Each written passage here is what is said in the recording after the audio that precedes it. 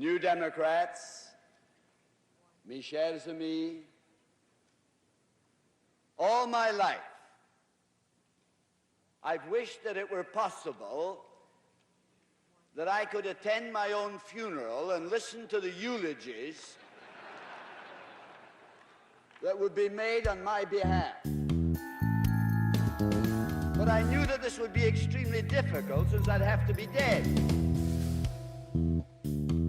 Laurier Lapierre and his committee have made it possible for me to listen to the eulogies without the disadvantage of having passed on to another world.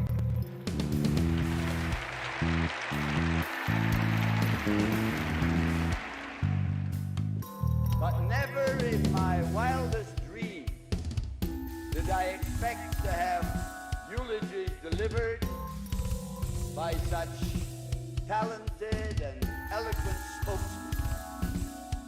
I would like to thank Pierre Burton, this noted author, outstanding radio personality,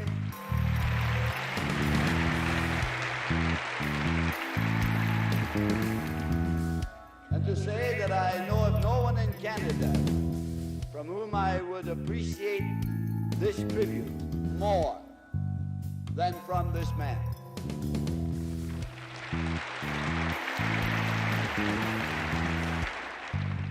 I want to assure you that my wife Irma and myself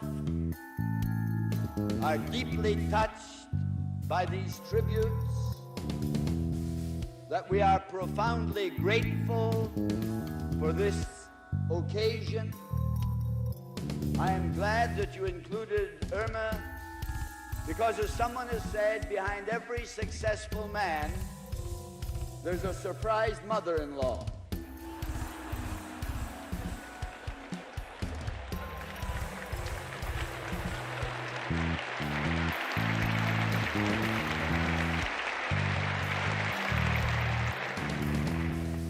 And I have been fortunate that in all my political career, I've had someone who has helped me and encouraged me, and tonight I'm glad that you are paying tribute to her. I want to say to Grant Notley,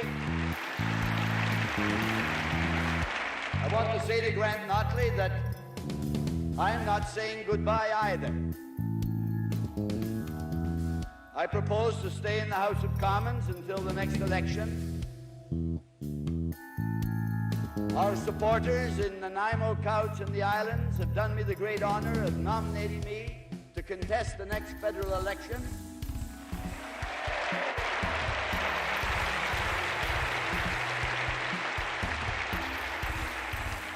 And if God gives me strength and the electorate gives me votes, I'll be here fighting at the same old stand for the things in which you and I believe.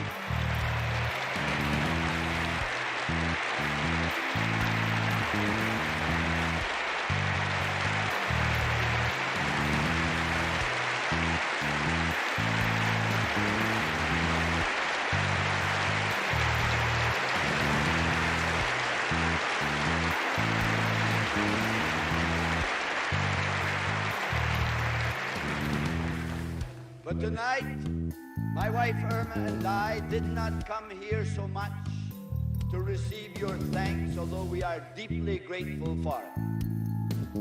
We have come tonight to thank you, to thank the hundreds of thousands of people you represent who have made anything we have done possible.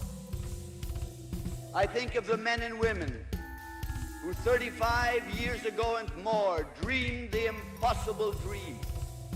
Men and women who lived beyond the lean horizon of their years, who believed devoutly that it was possible to have a more humane and a more just society, and who gave of their time and their money and their energy to begin building it.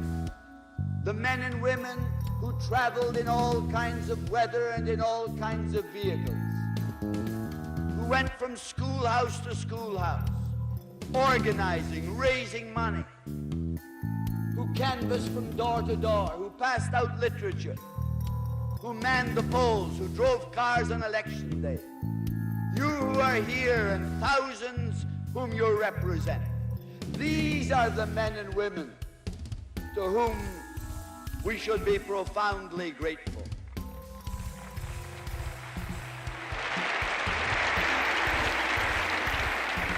I feel tonight a great flow of gratitude to them. And I'm filled with wonder that I, raised in a working class home on the wrong side of the tracks in the city of Winnipeg,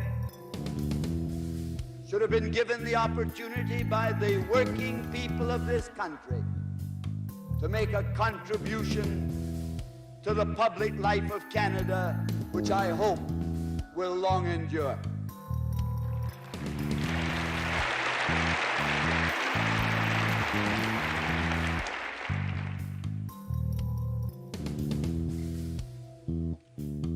If I were asked to sum up for the people of Canada, for the New Democratic Party, what I have learned from more than a third of a century in public life, I would sum it up by saying to them that it is possible in this country of ours to build a society in which there will be full employment, in which there will be a higher standard of living, in which there will be an improved quality of life, while at the same time maintaining a reasonable stability in the cost of living. We don't have to have 750,000 unemployed. We don't have to choose between unemployment and inflation. My message to you is that we don't have to do this. My message to you is that we have in Canada the resources, the technical know-how, and the industrious people who could make this a great land if we were prepared to bring these various factors together in building a planned economy dedicated to meeting human needs and responding to human wants.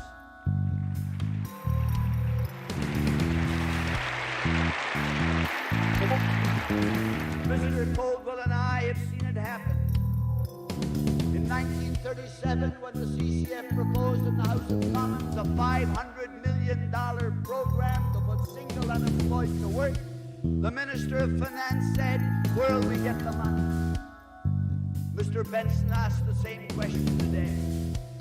My reply at that time was that if we were to go to war, the minister would find the money. And it turned out to be true. In 1939, when we declared war against Nazi Germany, for the first time we used the Bank of Canada to make financially possible what was physically possible. We took 1 million men and women and put them in uniform. We fed and clothed and armed them. The rest of the people of Canada went to work. The government organized over 100 crown corporations. We manufactured things that had never been manufactured before. We gave our farmers and fishermen guaranteed prices, and they produced more food than we'd ever produced in peacetime. We built the third largest merchant navy in the world, and we manned it in order to prevent profiteering and inflation. We fixed prices, and we did it all without borrowing a single dollar from outside of Canada. And my message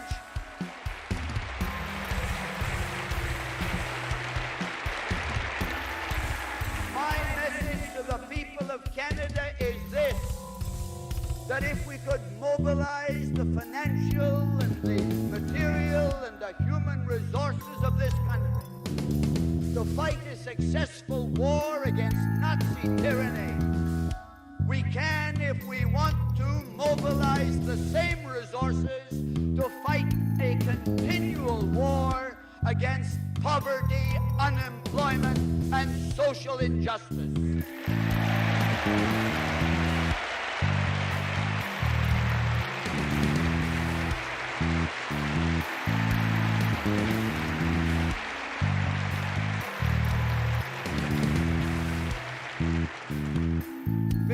Years ago, the founder of our movement, J.S. Wordsworth, wrote a pledge. That pledge has been the beacon star of my life. I pass it on to those of you who must continue the building of this movement. I hope you'll make it your pledge. J.S. Wordsworth wrote, "We pledge ourselves to united effort in establishing on the earth an era of justice, truth, and love. May our faces be to the future. May we be the children of that brighter and better day, which even now is beginning to dawn. May we not impede, but rather cooperate with those spiritual forces which we believe are impelling the world upward and onward for our supreme task."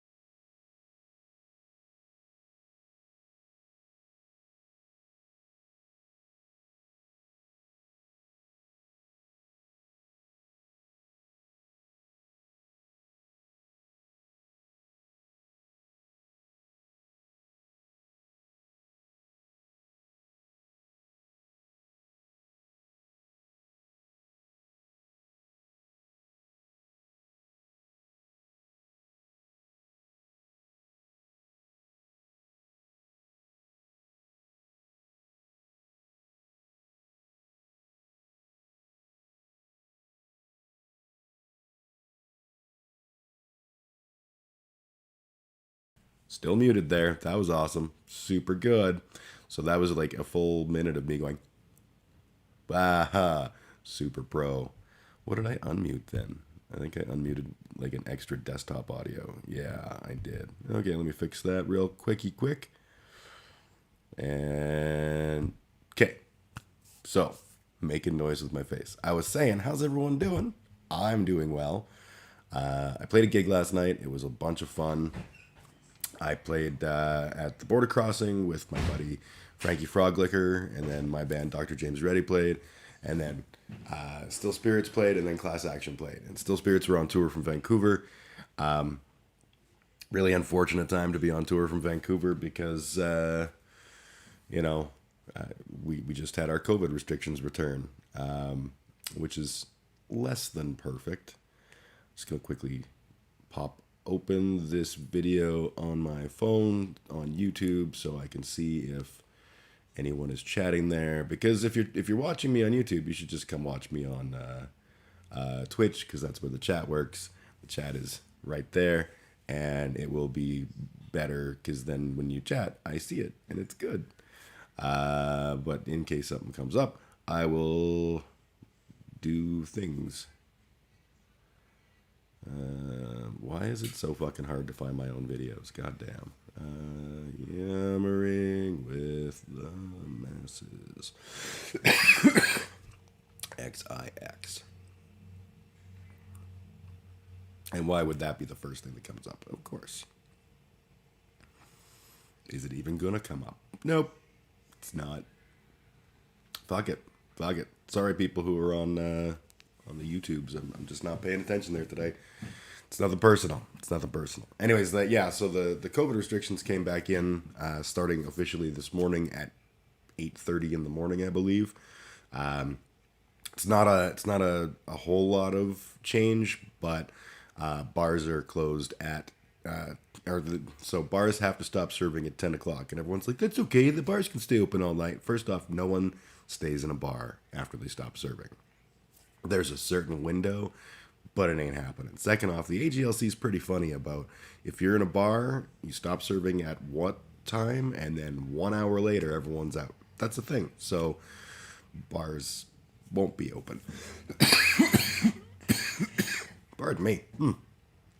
So this, I'm going to take a sip of coffee and deal with, I'm a little haggard from hooting and hollering last night. And I got the allergies kicked in, so super sexy. Coffee, good.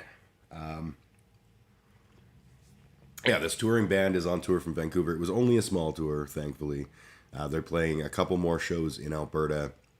I think that they will be okay. I know they had guarantees, and I think that the 2 shows they had were still able to go ahead because they didn't put in ban on live music performance. They just said bars have to be closed by 10. So that's hopeful. I hope that the Still Spirits have a couple more good shows. They were fucking rad. They were so much fun. It was just a great night. And technically my birthday celebration. My birthday is on Tuesday. I will be 48 years old. That makes me all kinds of old. But I think I look pretty good for a 48-year-old. There's no hair dye or nothing. This is all just me. So I'm doing all right. I feel like the world could be a lot uglier if I was old and broken by this age. But so far so good. Here's holding. Anyways, played the show, had a bunch of fun, saw a bunch of people I haven't seen in a long time. It was super good. And the day of the show yesterday was when we found out that the restrictions are going to go back in.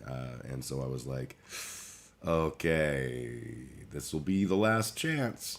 I'm very lucky in that regard because I managed to get my first show with Bodies of Everest in about 3-ish weeks ago, something like that. And I got my first show with Dr. James Reddy in, and both shows went well. And then now we're back into lockdown. So at least I got the chance to be on stage in that little window. But it sucks because, you know what? I was thinking maybe I'd ramble about this. I don't even know if anyone's watching right now, but, the restrictions that we're bringing in are, very, very Albertan. So I'm going to explain that. We know we're in a 4th wave. We are, if I'm not mistaken, the last I heard, we are like per capita the highest COVID infection rate in Canada. Alberta is like, we're number 1, baby. Number 1 with a bullet. And that's probably not the best thing, but it's also probably exactly what one would expect from Calgary. So it sucks that this is the way things are, but this is the way things are. I'm gonna make sorry. It's the love of allergies that I have this time of year is my favorite. Anyways, so we have this huge hog conservative movement here in Alberta. It's it's always been a conservative province. In fact, if you look historically, Alberta was run by conservatives for like, I think it was like 80 years. Your lips are still swollen from last night. Hello, kiddo. That is my kiddo Abby right there. And it's good to see you. You played like a champ. Your lips are still sore. That actually that requires the context of you play trombone in a ska band. So if you just like my lips are still sore from last night, that's That's a hard take, especially when I'm like, that's my daughter. We live in Alberta. We got a lot of conservatism up here. Thank you. It was very fun. Yeah, I had a blast. I had a super good time. So yeah, we have been historically very conservative. The only time in like the last, I think it's 84 years or something like that, that we had a non-conservative government was the previous government, was the NDP, which theoretically is a socialist group, but is more realistically like a center-left, maybe a little more progressive on the left type of party. And the makeup of Alberta's conservatives is you've got the wealthy oil tycoons, guys who own Cadillacs with gold-plated steer heads on the front and shit. I'm obviously caricaturing, but large money corporate mentality that's very big in Alberta. And there's also a huge conservative movement of like trades dudes and stuff that are like, the sort of, yeah, man, I want a conservative government because I don't want taxes and I don't want the government telling me what to do. And then, sort of everybody in between is an even toss up. There's a few progressives, but it's a very conservative place. Our hog movement, the Patriots vibe conservatives are very big and very loud. And it's funny because, before COVID, I remember having a conversation with my buddy Wes. And I think I had this conversation with other people too, but Wes in particular, we were camping. And I was like, what we need is a pandemic. We were talking about how polarized everybody is. And I was like, a pandemic would bring us all together. We would have no choice but to like put aside our petty differences and be like, you know what? We need to come together. We need to get through this. We need to work together to fix this. And I was like, that is a terrible thing, but it's, these are facts. Did not work out for me. We did not come together. There was the 2 weeks where we were honking for the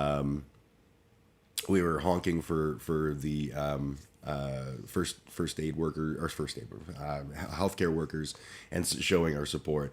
And then as soon as people were like, well, I've watched a lot of Netflix, I kind of want to go back to the gym now. Can we just open back up? And things started to escalate uglily. That's my word for it. We had our hogs out marching for the right to spread disease, having their giant anti-mask meetings, which were really Trumpy, really QE. Even though this is Canada, we still have people who are like Trump hogs, and it's at first it sort of seemed kind of funny and cute, and it very quickly became very ugly and terrifying. And it's conservative government doesn't allow autonomy. Get wrecked. Absolutely, conservative government could not give a fuck about autonomy in any regard. And they sort of pitch themselves as like libertarians, but in fact they're just control freaks. There's no libertarianism here.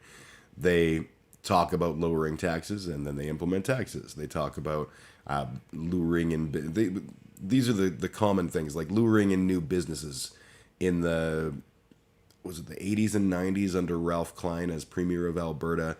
He had this whole thing he called the Alberta Advantage, and it was low corporate tax rates, and it was designed to make companies want to move their headquarters to Alberta. And it worked. Absolutely. I would be a liar if I implied that it didn't work. We had a lot of companies that moved their headquarters to Alberta, and a lot of them are still here. Not all of them, mind you. Some of them recently got paid a giant amount of money by our provincial government and then moved to the States. But this is a thing that they always say, like, we just we gotta bring in the jobs, we gotta bring in the big businesses will come, and that's going to be, it's going to lead to a thriving economy. And it never does. It doesn't improve our standard of living. because we don't have unions, we don't have worker co-ops, we don't have anything where workers are given a voice, and as a result, our wages are stagnant, just like everywhere else in the whole fucking world. So these are conservative mantras. Where was I going with this? The government that we currently have is run by a guy named Jason Kenney. And Jason Kenney was like the right-hand man to Ralph Klein. So he basically cut his teeth watching Ralph just destroy our public infrastructure and also make all of the decisions that would lead to big serious problems. And he's like, that's some good politicking. I'm gonna do that. That seems like the way that I should lead. And our hogs are like, yeah, that's right. We gonna have. I'm tired of these goddamn socialists running things, making sure people had like health care. And long story short, we're not being led by the right people in a time where there's a pandemic. So the mask mandate that came in was like, hey, you guys have to wear a mask, except like, you don't have to wear a mask, but like, we really think you should consider wearing a mask, but like, we don't want to get in the way of your freedom. So like, just don't cough on each other. And then when people are like, I'm just walking around coughing on people, they're like, yeah, boys will be boys. Yuck. It's like tragic comedic.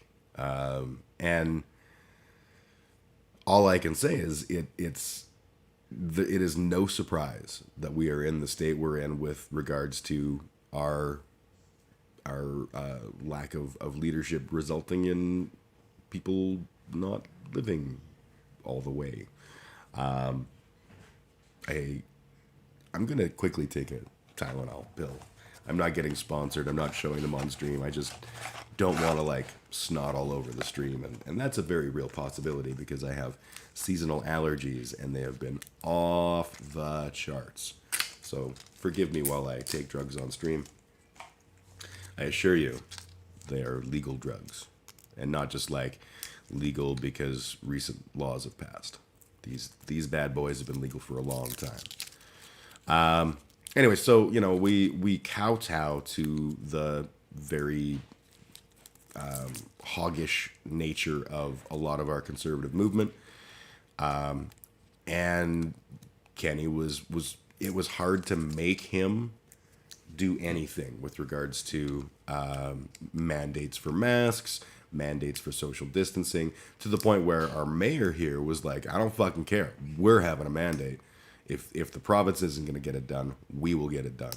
And thank fuck somebody did. But even at that, it wasn't enforced. There was no comeuppance if they had a 500 person march with all the yoga moms and alt-right assholes screaming about my body, my choice. They wouldn't do anything about it. And it's always interesting to me how quickly it goes from like, I'm here for my free expression, I don't want to wear a mask, and then 7 seconds later they're like, and the global Jew. It's so weird how that happens. It's almost like all of these weird, strange side projects of our society tend to be like infiltrated and turned into pipelines for alt-right thought. I don't know. It's just something I noticed. Hang on. Yes, that will not kill me if I take the pills. Yummy. Hopefully, in like 20 minutes, I'll stop going because that's fucking gross. Anyways, so life in Calgary's interesting and fun. I'm going to. I think I can. Yeah, it's exclamation mark, isn't it?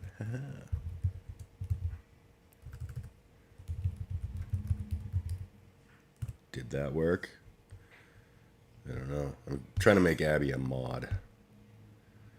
Didn't work. Okay, I got to do this through Twitch or something. Where Where's the thing? What the fuck? I genuinely, you know what? I know what I need to do. I need to go like this. And then I don't want to ban you. How the fuck? I just got Chatterino and I don't know what the fuck I'm doing yet. So forgive me for one moment while I'm... Oh, there it is. I got to highlight one of these things.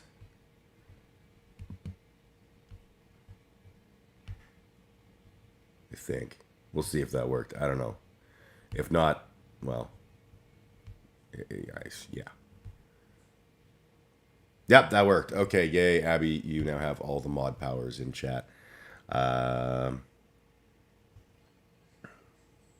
Strange. I don't know what the fuck I'm doing. I'm cute though, right? Like I'm adorable.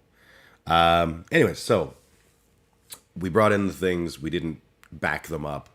And we saw exactly what you would expect when people flout all of the protective measures that make it so that they don't get sick and die. People started to get sick and die. That darndest thing. We went through, all of our waves were bad. They were, every time it's always like, oh, we're the worst in Canada. Oh, we're the worst in Western Canada. Oh, we're the worst in, wherever. We're always the worst because we didn't stand hard. And at the start of the year, Jason Kenney was like, we're going to open up for Stampede. And every one of us was like, oh my God, dude, are you this dumb? Like, yeah, our case numbers are low. And opening up in the, quotation marks kind of way, cool. But Stampede was a bad idea. I don't think it was as bad as I was expecting. We had a lot of people that were vaccinated, but Stampede is always, it's the greatest outdoor cousin fuck on earth. And it was exactly that. We joke in Calgary about how the fact that 9 months after Stampede we have a baby boom.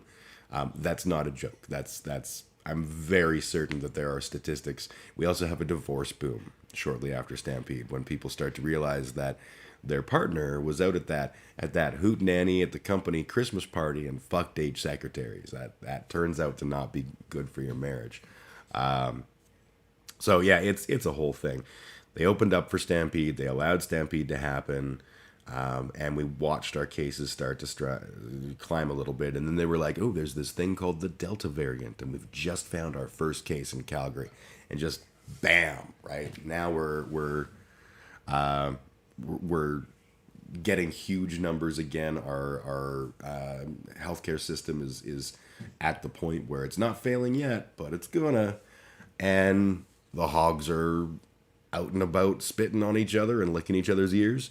And yesterday they made the rules. They were like, okay, we're gonna do some serious work to try and control this COVID-19. Bars can't serve after 10 o'clock. We're not mandatorily masking kids in school settings, as far as I understand things. We're not stopping giant gatherings of people outside licking each other. We are doing, yes, in the chat there, the $100 incentive to go get your vaccination. At this point, you're not going to bribe somebody. Either they're getting it or they're not. And if they're not, then all we can do is do what's necessary to not ruin our healthcare system. That is the thing that people seem to keep forgetting about. It's not about your fucking freedoms. I put this on Facebook yesterday. I don't think initially I explained myself well, but I gave an analogy afterwards, and I was like, let's just pretend that I had Ebola. Obviously, going to the extremes, but I have Ebola. Let's pretend. And I want to go to the mall. I want to go to the mall and I want to buy some soft drinks and I want to maybe, try on some shirts and, maybe pick up a new pack of underwear. And you know what? It's my body. You can't tell me how to, be my body. It's my body, my choice. God damn it. It's just like the abortion debate, which is not true. At the end of the day, yeah, it is my bodily autonomy that is being infringed on, but for the public good. No one would be like, yeah, we should let the Ebola people into the mall to try on t-shirts. That's a good idea. It's a terrible idea. And we all recognize that it's because the potential threat that I would present in a situation like that is far greater to far more people than my own freedom should be. I have freedom with responsibility, and if I act irresponsibly, then I should be in some way punished. And that was my whole point, was like, I was talking specifically about the whining about my body, my choice. It's not just your body, and we know this. The big concern right now is our healthcare system. James from the internet had a video this past week, and he talked about in some state where they, hog state, where they have all the conservatives are conservativizing, and their numbers are soaring through the roof. They had exactly what you would expect. Their healthcare system is full. And there was a dude who was an Army veteran who had, and I don't recall what the issue was, but it was like, it was a surgical problem, but a very routine surgical problem. If you get to it, he's going to have like a 99% survival rate.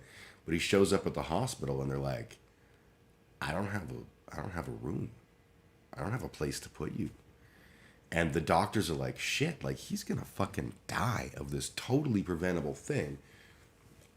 Jumped on Facebook, oh my God, someone please help. Someone, there's got to be. And doctors were like, yeah, I'm over at this hospital. Send him over. Wait. We just gave up our last spot. And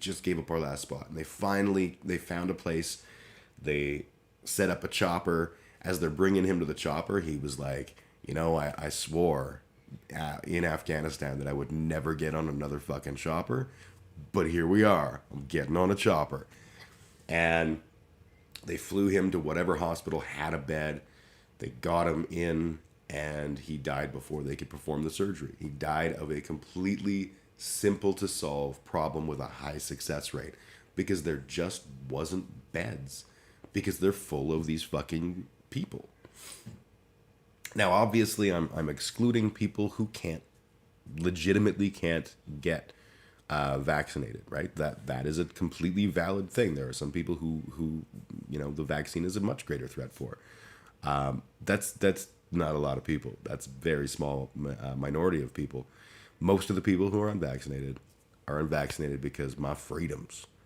And you know what? Fuck your freedoms. If your freedoms mean that U.S. veteran has to die because you're too busy licking each other and getting fucking sick, well, then you're an asshole. You just killed a guy inadvertently. I'm not gonna argue that we should be round up everyone that had COVID afterwards and charge them with murder. Like that's dumb. But the idea that there's not some responsibility on us as individuals to do what's right for the public health, and that when we're in this situation, we owe it to the society we live in and the systems we rely on to do what's right. I don't know why that's hard for these people. I just don't get it. So yeah, the early conversation I had with my buddy about how we need a pandemic to really come together, that one feels real hard now. I feel like it's pretty demonstrable that I was fucking wrong. Which sucks, because I love being right. And I'm right so much of the time. I mean, look at this hair. Just kidding. If this is your first time watching the stream, you're like, wow, what a prick. He's so completely arrogant. No, I am the opposite of that. But I am funny in my own head. So there's that. The cool thing about it is, obviously COVID's on everyone's mind. I don't want to dwell on COVID because at this point, that like I say, either you're gonna do it or you're not. You're probably, the number of people who are going to get vaccinated now, probably pretty minimal. I hope I'm wrong, and I hope a lot of people get vaccinated, and I hope a lot of people just come to Jesus on the concept and be like, oh my God, I have a responsibility that I have been shirking, and I need to do better.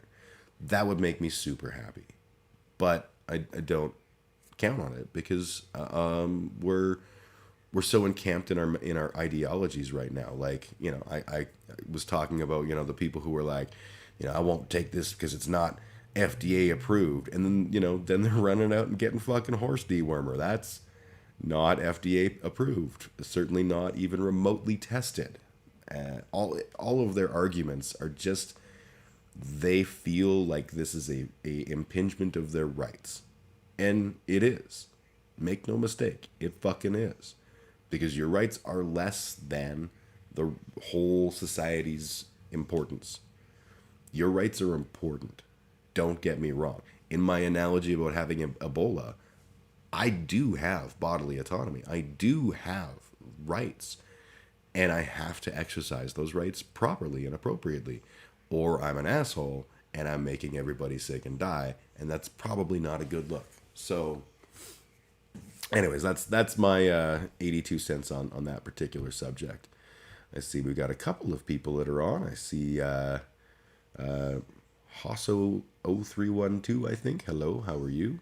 And Angel Fur. I believe I've seen Angel Fur's name in our list before. So if you are a return follower, hi, it's good to have you.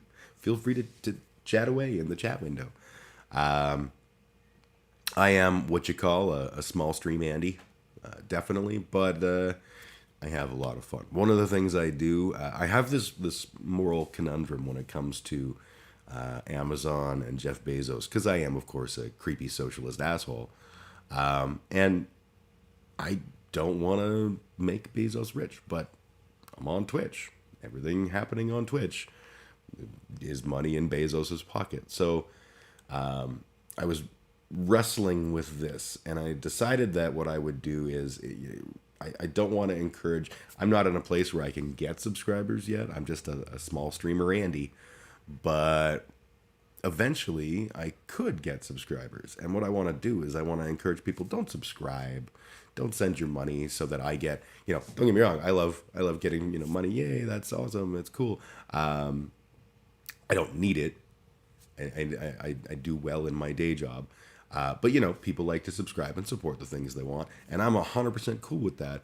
But I just don't like the idea that it's also giving Bezos money. So I always encourage people to use the tip option instead of subscribing. You can tip if you want to, and you can also send me email money transfers. It just occurred to me when I was in the shower. I was like, I should set up a separate email address that I can just add to the stream and just reference, and people can send them to that.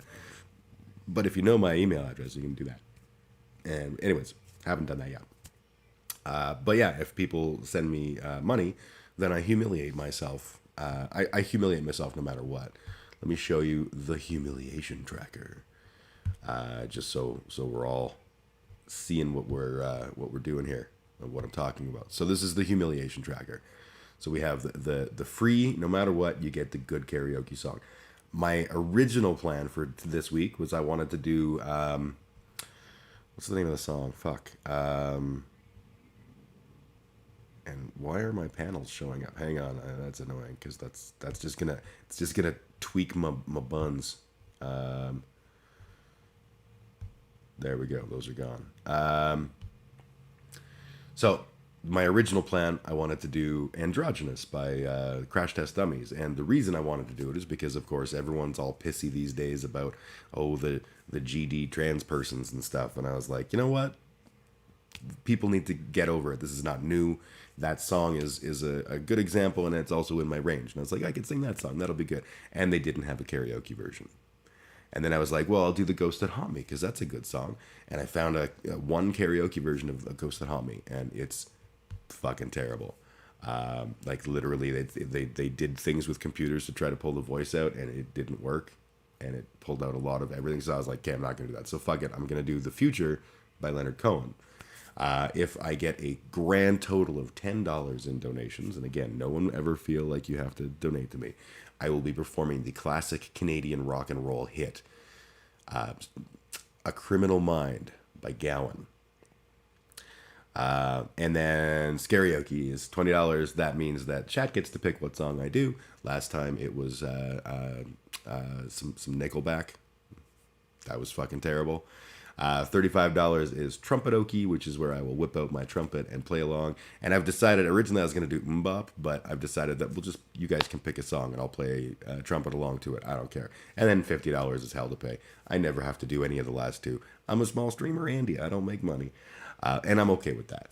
Oh, hey, no hope for the Nate. How you doing, buddy? I try my darndest to not give JB any income. If I can be sure to limit the purchases I can make through them minimal or next to nothing, I can at least feel comfortable in feeding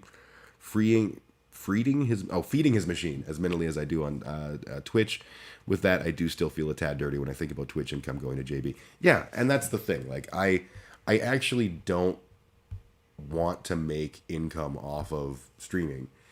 This is a fun little hobby that I do, and I'm 100% cool with that. But there are practical realities. I will eventually have enough followers that people will start to be offered the option to subscribe. That will take a long time. No one ever follows me. But eventually that'll happen, and people will start to subscribe. And then I have the conundrum of, like, yeah, it's cool. Like, I wanna say thank you to the people who are supporting me, but I don't want to support Bezos. I don't want to support Amazon as a corporation. And so there's got to be better ways. And short of, like, buying me a beer at a bar, which we can't even do after 10 p.m. anymore. This is sort of my attempt at dealing with that. So if you want to tip, you can either send me email transfers if you know me, or you can go to streamlabs.com/biguglygem, and you'll be able to send a tip there, and it'll all work out.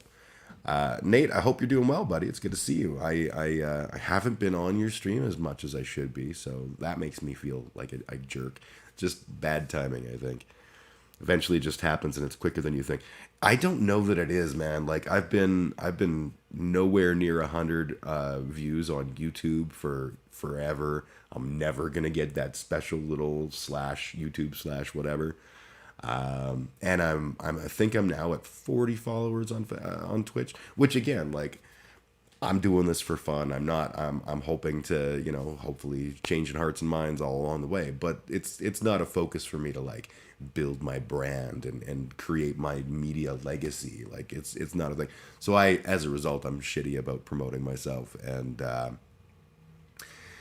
which is a double-edged sword, because then I also look at the stream numbers and go, oh, I'm a small streamer, Andy. But I really don't do that much. I'm in a place where I'm comfortable. If it happens, if people suddenly decide they like me, cool. I love that. I will talk all the talk in your ears. That's great. But if this is the end game where I just have, like, a couple people in my chat the whole time and I just ramble about shit, I'm okay with that. For those of you that are watching, definitely follow No Hope for the Nate. He's just a rad human being, an incredibly gifted musician and a gifted music producer. And he does fun video game streams, and every now and then, when his voice is not destroyed from loud as hell, I got a thing. And my guy is in the wrong spot. Let's just pop over to the thing where I can see what just happened. Sharon Thomas JDSSCG just follow. Well, hello, Sharon, and welcome. I hope you enjoy. Feel free to leave comments and say nice things and stuff. And yeah, welcome. Bean venue, as they say in France. Anyways, yeah, follow Nate. Nate is awesome. He does metal voice. I don't know. Voiceovers is the wrong term. I don't know how you do it. Oh, No Hope for the Nate's now following. Is that what that says? Oh, wait. Oh, hosted me. Oh, okay, hosted me. Okay. I'm that smart. I really need to make my little dude that shows up smaller. Just 1 second while I do that. Is that the dude? Yeah, that's the dude. Okay, I'm just gonna put him there. And then shrink so that I can see the bottom part. That's an important part. And we'll sort of center that. Okay, cool. You didn't see a difference, but I saw a difference, and it's an important difference. I got Chatterino, and all of a sudden, everything is wonky because I'm bad at life. So here we are. Once in a while, I bring out my Macho Man impersonation. Oh, you're asking for the. Oh, I'm doing it. I'm doing it. The savage face. I gotta click on this and not on this, and then I gotta align my head properly. Okay, there we go. Oh yeah, brother. You are now entering the danger zone. Yeah. Macho madness. Yeah. Ooh. I don't know why I'm like this. I don't know why I'm like this, but I love it. I was watching someone else and they had like a Ben Shapiro face that they were doing that with, and I was like, that's delicious. I need to steal that idea and make it Randy Macho Man Savage, because gotta love the Macho Man. Damn, I love that. Right on, my friend. Yeah, I was sorry. I was just hyping you up. So video game streams, but also the sing along, whatever you want to call it, videos that are do it again so Danny can see. Okay, well, only because Danny is special to me, I will absolutely do it again so Danny can see. I gotta readjust my head again in space and time. And Danny, buddy, it's good to see you, my friend. I'm the Macho Man, Randy Savage. Yeah, brother. Yeah. That was for Danny. And I got a follow while that was happening. This is amazing. You guys are like clicking the things and stuff. I'm just gonna check and see who that was. That was. Why is there a thing? Butters. Hi, Butters. How you doing? It's good to have you here. I hope you enjoy and have fun and all that kind of stuff. What you do? I can't read. I gotta bring my thing on screen. Sorry. What the dog doing? I'm just chatting about stuff. That's what I do. We were talking about the COVID restrictions just got put in, and we were talking about that for a bit. One of the things that it's not related to COVID, but I find it fascinating is like, so when all this came about and everyone was talking about the various conspiracies and shit, they were talking about microchips in our arms. And that kind of, today I had a whole series of interesting thoughts that was kind of, I saw some other information that people were talking about, like, you know, well, COVID, one day we'll just have nanotechnology that'll go up. That's what's, I love the Itachi art in the back. This is actually art by a friend of mine. Her name is Kiri, and I believe she still has a website, Art by Kiri. Does phenomenal stuff. So that's a painting that she gave me as a thank you for actually building that website. But I'm not sure if it's still up or not. I've had it for a while. It's pretty awesome. It's a lovely little raven. You know, we're gonna have nanotechnology that'll just make everything better and stuff. And it got me thinking about that original argument that people were having about microchips and stuff. And like, the reality is, I work in IT. I know there's no microchips in the vaccine because we can't make nanotechnology that's effective yet. We can't make little tiny things. Our microchips are still pretty fucking big. And that's a thing that I think is kind of, it's cool to see us imagining the future of what, you know, like what innovations could look like. That doesn't help us with the current whole pandemic monster. But it is cool. And the idea of, like nanobots that can go into your bloodstream and find all of the sources of problems and stuff. We're not doing that, but there's a cool thing that I wanted to share. And it's from what I understand, it was a project at the University of Alberta, which is in sunny Edmonton. They took a cold cell and essentially reprogrammed it from a genetic perspective. So what they were able to do is they would, cold cells attack certain kinds of cells. I don't know what fucking kinds of cells. I'm not a coldologist, but they were able to basically reprogram what cells it goes after. So then they started working with patients, including originally animals and stuff. But they would find an animal that had a tumor and use the tumor cells. Take some of the tumor cells out and convince the cold that was the thing it needed to attack.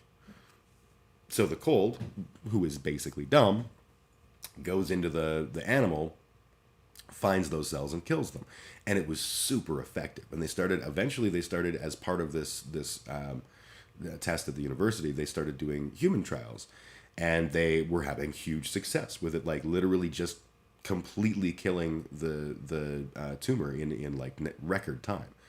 And then they had a person in who had a large, like a 14-pound tumor or something, and that person damn near died. And it's because little tiny bits of dead stuff inside of us, no big deal. 14 pounds of giant necrotic tissue that has been murdered by cold, actually pretty bad for you. Your body will go into septic shock or whatever the particular thing is, and you will die. And so they were able to get in the way and like circumvent this and stuff.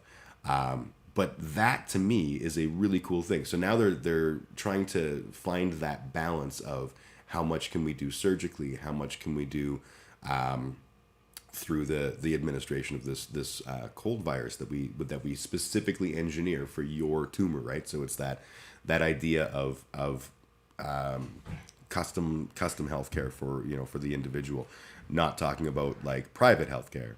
Those are different topics, but the custom solution to the problem. And I think it's really fucking cool. It won't be a cure-all for cancer because there will be plenty of scenarios where we all watch Grey's Anatomy, right, chat? We all watch Grey's Anatomy, and they'll have the big tumor and it's inoperable because it's got too many sources. And realistically, if you just blanket wipe out a tumor and it's got connections to like your aorta, for example, and that dies, your aorta's wide open now. That's probably not a good look, but it's the beginning of that. That's those kinds of steps. The idea of like nanobots in our bloodstreams to keep us safe and stuff. Like these are all related topics, and that made me think about HeLa cells, which I don't know why it made me think about HeLa cells, but I'm going to take a moment and I'm going to tell you about HeLa cells. And again, I am not a science man. I am not a doctorino. I am a small stream Andy and a business analyst. So I am not an expert on these things. However, I read a book, fantastic book, called The Immortal Life of Henrietta Lacks. So Henrietta Lacks is a woman who not long dead, but has been dead for a while.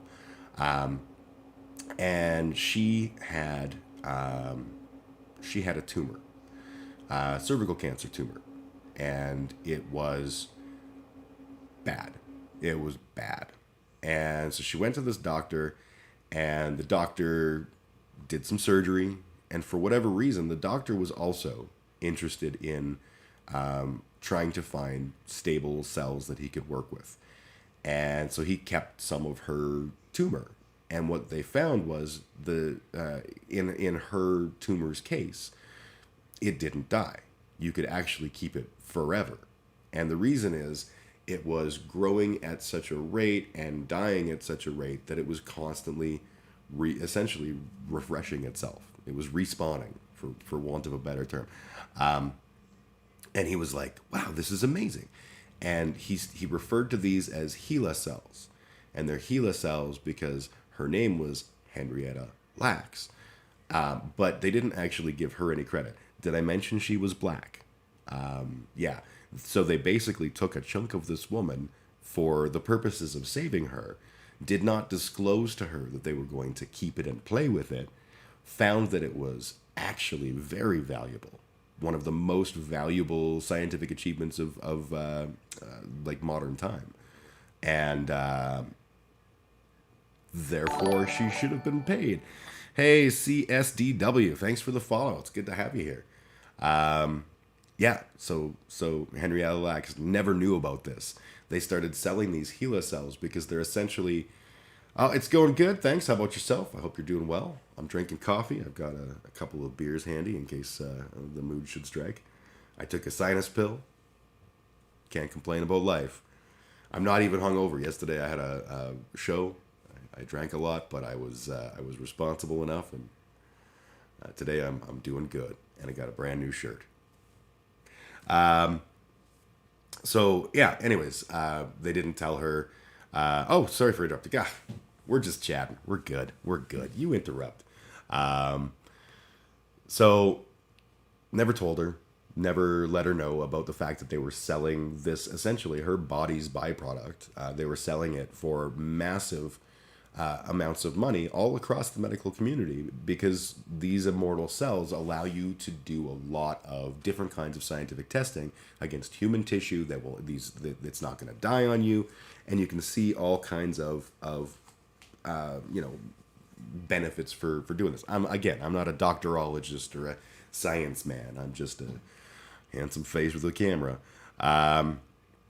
But so where am I going with this? Eventually, these things revolutionized a lot of scientific research, and they also did bad. They basically you couldn't have cells. Somehow they were so effective at spreading that they basically overtook any other things that you were doing your comparisons on. So there was downside. Anyways, HeLa cells are still very much in use in the medical community, and the descendants of Henrietta Lacks are now aware of this and are trying to tell their story and trying to actually see some of the financial benefit. Because of course, Henrietta Lacks was a very, very poor black woman living in the South, and lived, if I understand correctly, lived in a dirt floor kind of, building in the middle of nowhere, and died poor, and her family was poor. Meanwhile, this tumor that was inside her has made the doctor fabulously wealthy. I'm just adjusting something because it looked like it was going to fall. Fabulously wealthy, and has led to all these incredible breakthroughs in scientific testing, and therefore has led to breakthroughs with various scientific products that have been made as a result of this, and medical products that have been made as a result of this. All of that money came from this one woman who was ignored and never told about this. So yeah, that's a whole thing. That's a whole monster. I think I'm going to take my first break of the day. I'm going to pop outside for roughly 5 to 7 minutes. I will play... Oh, I'm going to show you what a dork I am. So I'm going to encourage chat. The first person who guesses what song this is supposed to be gets... I don't have anything to give you, but... You get my undying love and respect. So essentially, I wanted to make music the other day, and I had a migraine, so I couldn't. So I was lying in my bed, hating life, and then I realized that that I needed to do something. So I started doing this, making a Muzak version of a classic Canadian song. So before I go for my little break, chat, can you guess this song?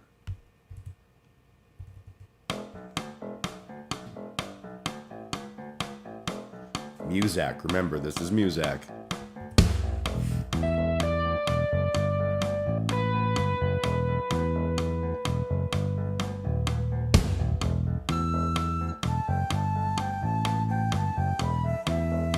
You have to be old like me.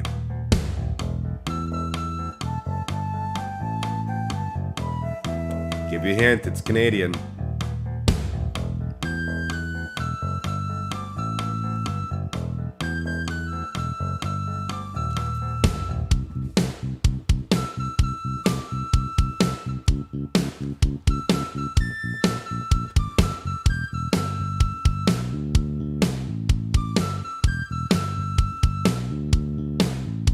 Nobody?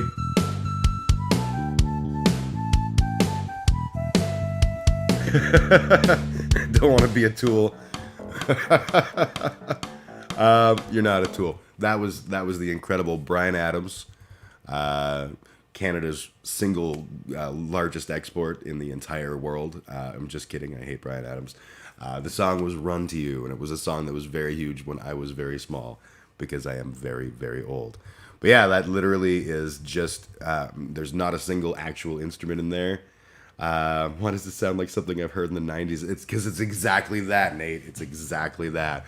Yeah, it's Do I remember him playing the Robbins? Oh, dude. When I was in, because I'm old, I'm just about to turn 48. When I was in my graduating year of high, no, it was my returning year. I took 13 years of high school, or not high school. I took 13 years of public education because I was a lazy shit and wanted to take my time and have lots of spares. My best friend at the time was this guy Troy. Troy loved that movie. Troy loved that song, and like we made like camcorder videos of us singing in harmony, like everything I do it for you. There's no love. Yeah, so I totally, I'm gonna run to you. Cause when the feeling's right, I'm gonna run all night. I'm gonna run to you. Yeah, that was the Bryan Adams song. Or the song, the Muzak song. It's harmony. Dang, yes, it was awesome. Yeah, man, it was a time. And the worst part of that, because I liked the song, but I'm humoring him because he's like, this song is like our friendship, bro. And I'm like, okay, cool. This is definitely our friendship. This Bryan Adams song from a movie that you liked. Okay, it's our friendship. And then we had like a final concert performance for the choir that I was in high school, at the high school choir. And he didn't tell me, but he was like, we're singing that song. And he gets on stage and he's like, Jim, come on down. And I'm like, hey. And yeah, it was exactly that. And I'm like looking out and he's like, everybody sing along. And everyone's like, no, we're good. Good. You have your special moment there, special friends. It was pretty bad.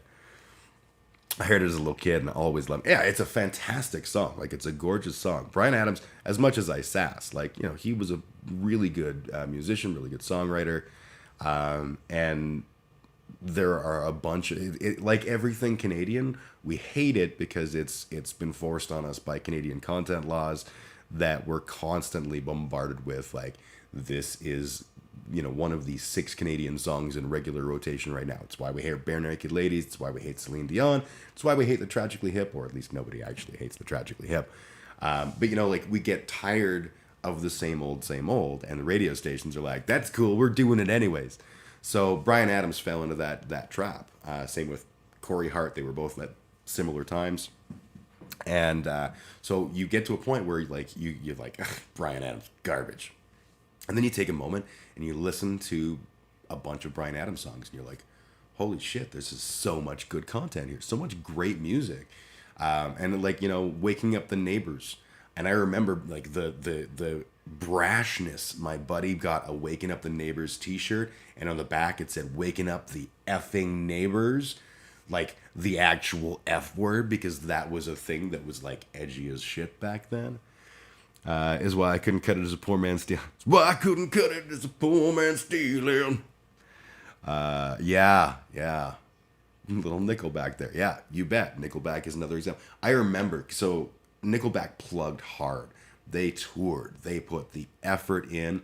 And I remember seeing them on Open Mic with Mike Bullard, which is this, like, I don't think it's going on anymore, but it was like a shitty Canadian talk show with, you know, I don't even know. It was garbage. But Open Mic with Mike Bullard, he's like, our musical guest tonight's going to be this band called Nickelback. And it was right after they released their first big album. You know, they had all kinds of albums before they were signed, but, and I was like, oh, Nickelback, you know, those guys have been slugging. Those guys have been working. Like, I'm happy to see them getting some success. And they played the song Leader of Men, and I was like, that's a badass song. You know what? Now, if it's on an album I can buy, I'm going to buy it, show the guys my support. Went to a record store, found the album, bought it, put it on. I was like, this is good.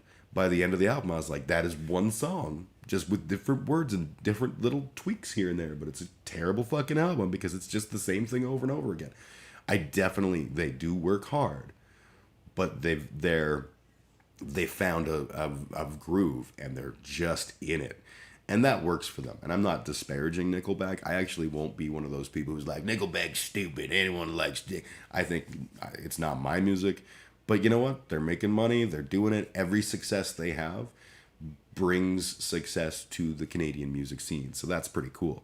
It was also not for me too. Yeah, they do it. Yeah, and that's the thing, right? Like, I feel like as consumers, sometimes we get all like, you know, especially as Canadians, because we get so little in the international marketplace that's like Canadian.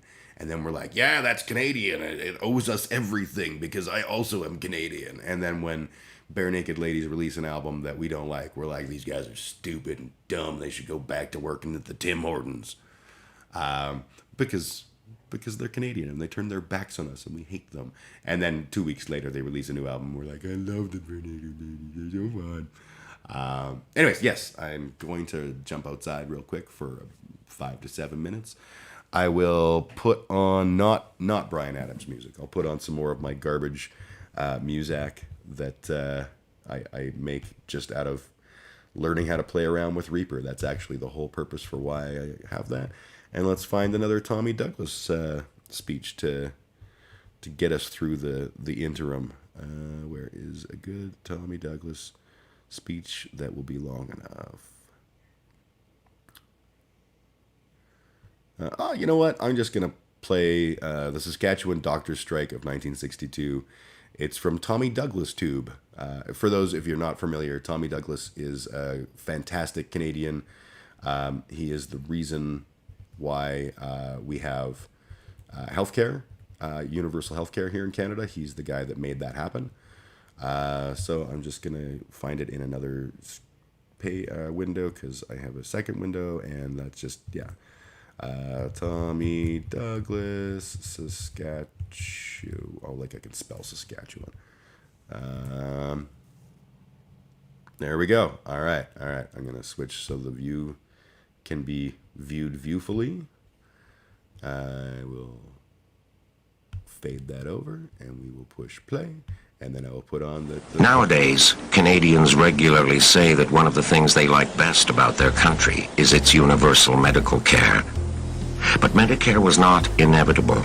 In fact, it almost didn't get started at all. Then in 1944, Saskatchewan elects the first socialist government in North America.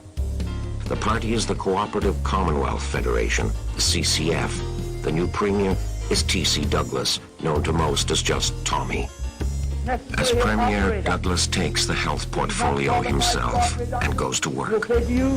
I love talking to you too, man. Oh shit, echo. I don't know if you guys can hear that. A confident Douglas announces his Medicare plan and calls an election on it. The government proposes to introduce a province-wide prepaid medical care program. All right, I will be right back. Why did it do that? Go. To every citizen in the province. Be right back. The doctors of the province fear the plan will curb their economic freedom and kill their own private insurance plans. But Douglas and the men of the CCF are not concerned with the doctors' fears. The election of 1960 is fought over one issue, Medicare. Ross Thatcher, Liberal Party leader, is Douglas's main opponent. Most of the doctors get behind Thatcher, who it is said campaigns like a charging bull. But if Thatcher is a bull, Douglas is a matador. The doctors call the CCF communists and say the plan could create a future where doctors are like slaves. Menopausal women can be sent to mental institutions and Catholic hospitals must perform abortions. June 8th, the CCF wins the election handily, with 40% of the vote and 38 of 54 seats. Douglas appoints a commission to design the plan. Impatient with its squabbling, he uses an interim report to draft the legislation. It is quickly passed in November 1961 and set to go into effect the following year.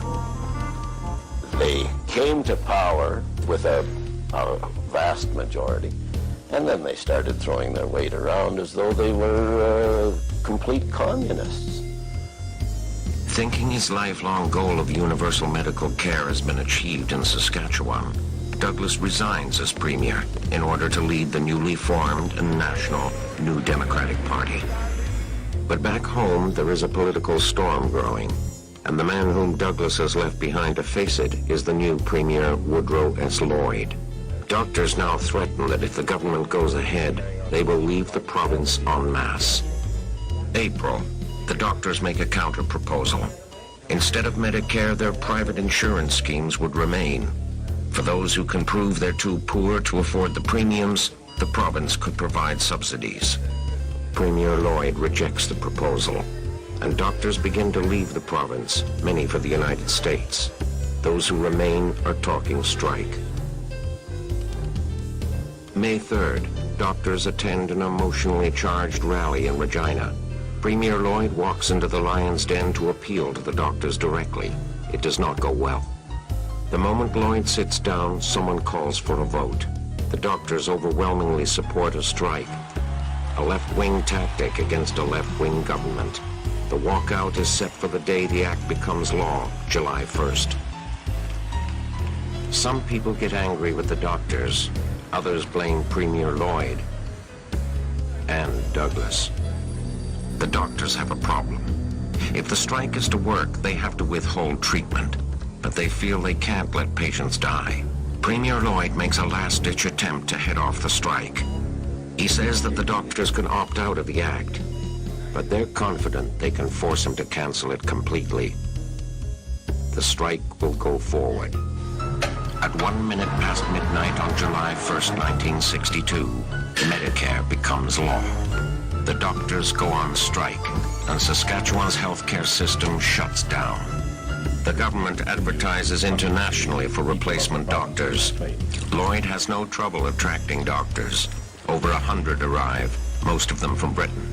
But the foreign doctors can't replace all the strikers, and their arrival doesn't calm the fear and frustration. Here's my situation. I have a family of 5 little girls. One girl is suffering from cerebral palsy. We have a specialist in Saskatoon, which is second to none in the North American continent. Now you tell me, sir, when this specialist leaves, which he no doubt will leave because he has no alternative, where will I take my daughter? To Montreal? Will the government pay me transportation? Where will I go? Tell me. But, sir, this is not the issue. This is the issue. This is my issue. This is the people's issue.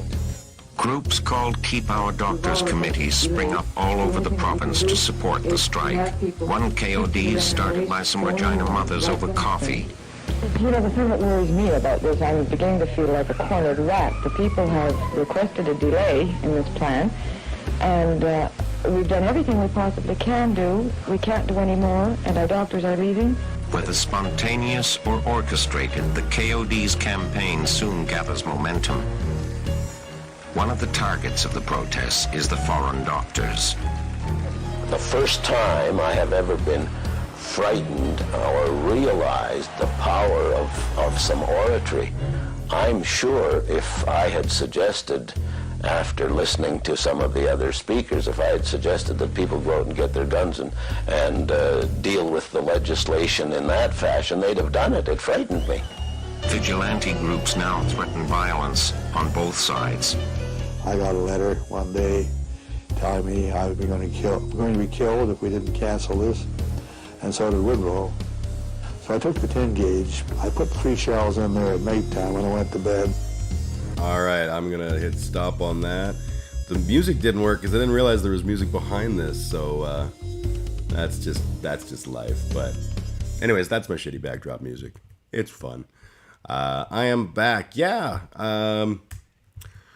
To where am I here? There's my window to see CSDW. Yeah, I love talking to you. I'm glad you're here. Enjoy. I hope we see you back.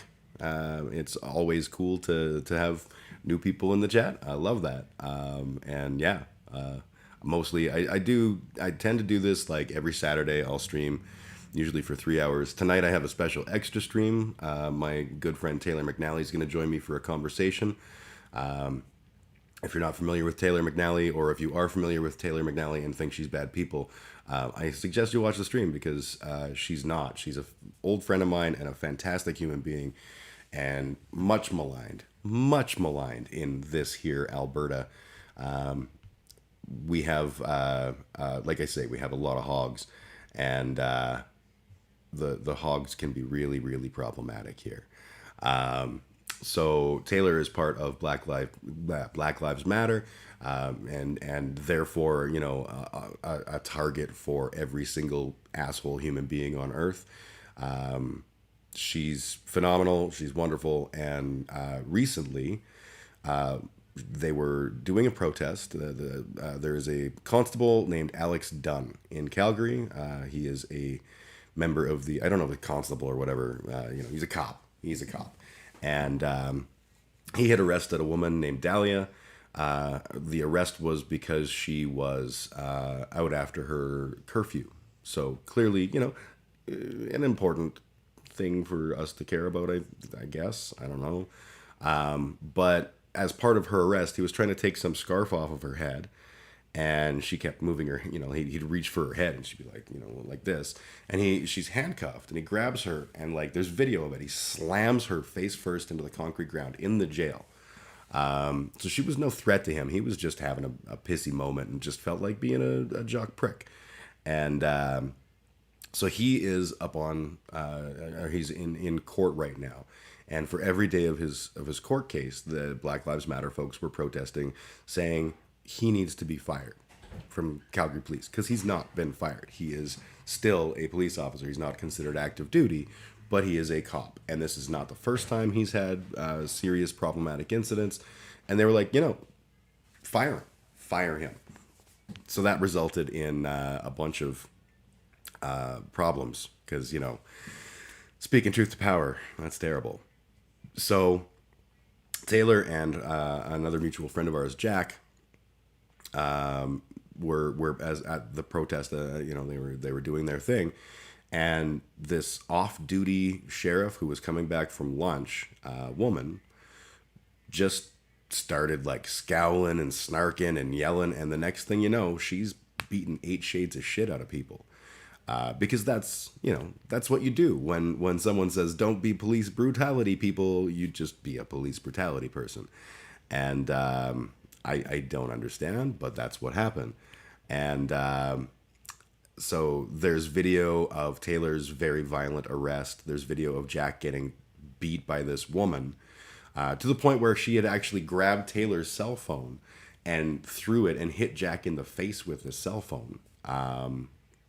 And Jack's got like this welt on the side of his head, like really, really shitty situation. And the off-duty cop, oddly enough, was not arrested.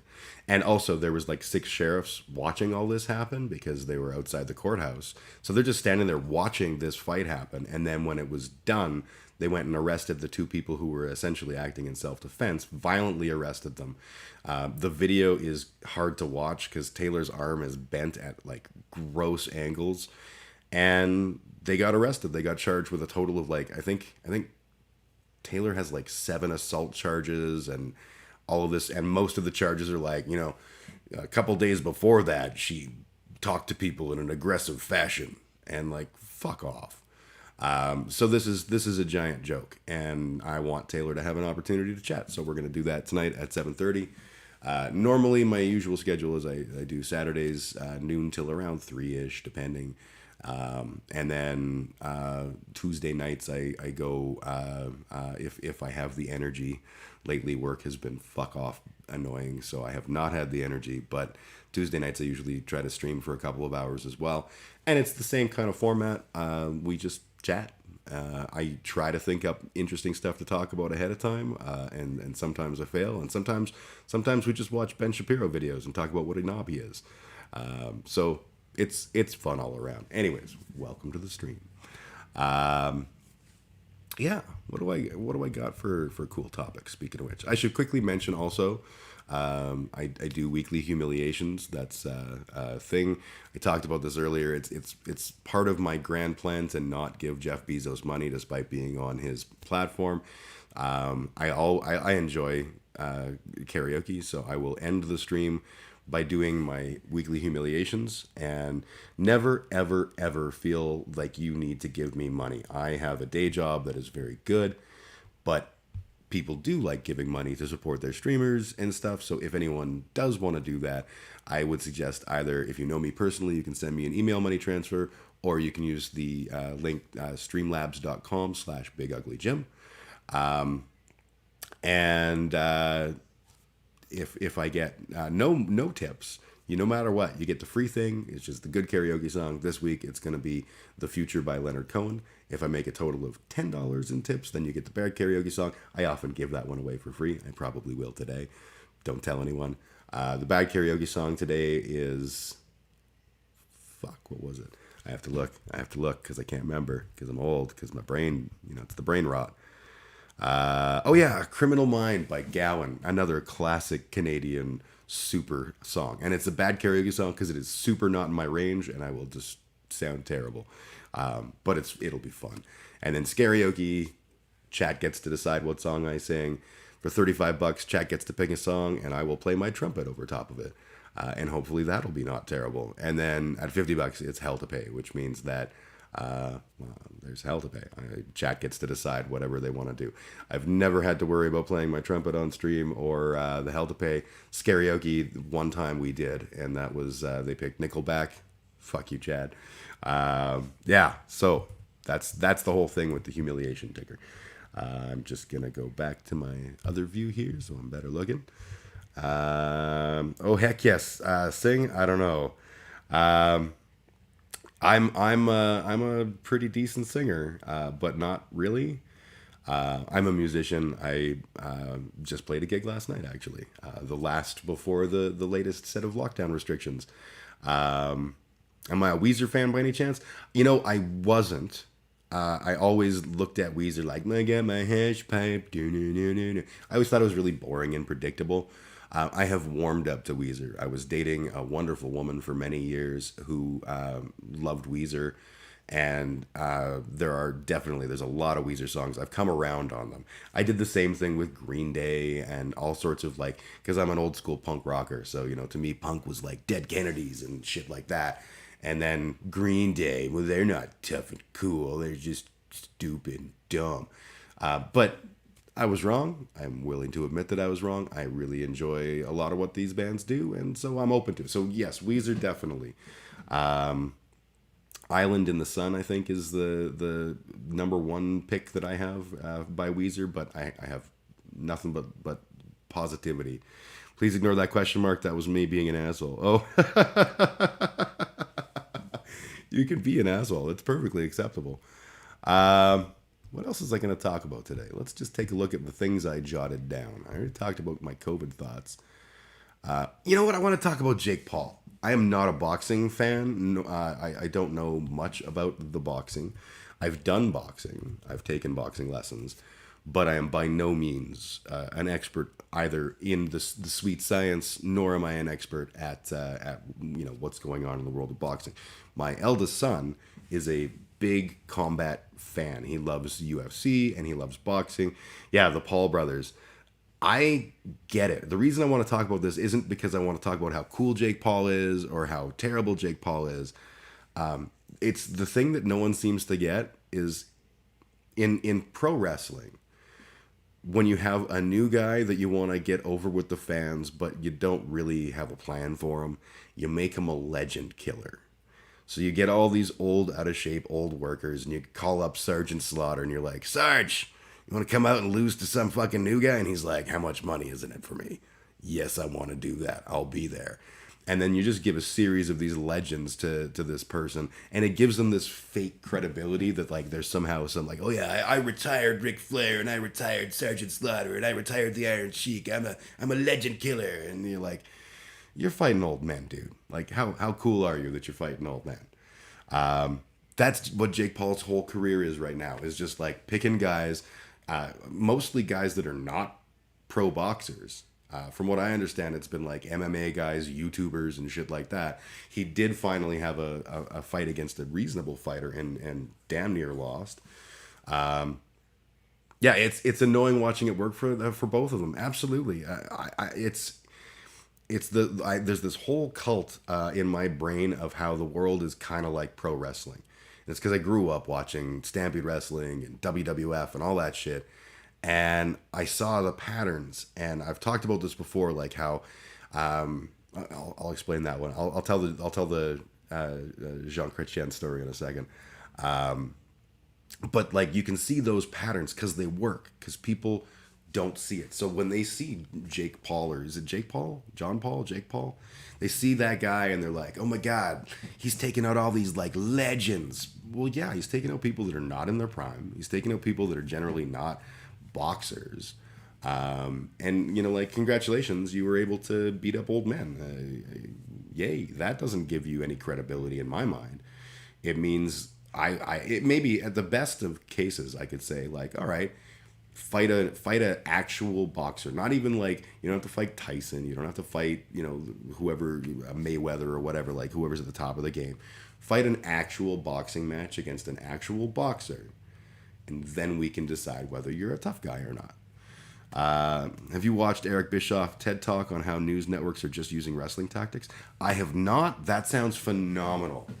I'll explain the Jean Chrétien thing. So when I was like years and years ago, Jean Chrétien was the Prime Minister of Canada, and he was, you know, he's a liberal. He was by and large not like awful. He did his thing, and he was a decent enough leader.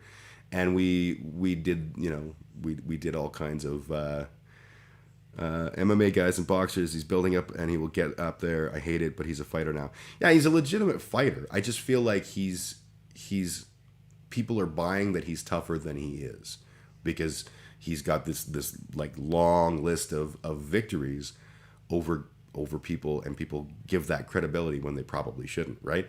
I guarantee you Jacob Paul could fuck me up. But if he beat me in a boxing match, no one's going to be like, holy shit, what a true superhero. They'll be like, wow, he whipped that old man's ass. That was funny.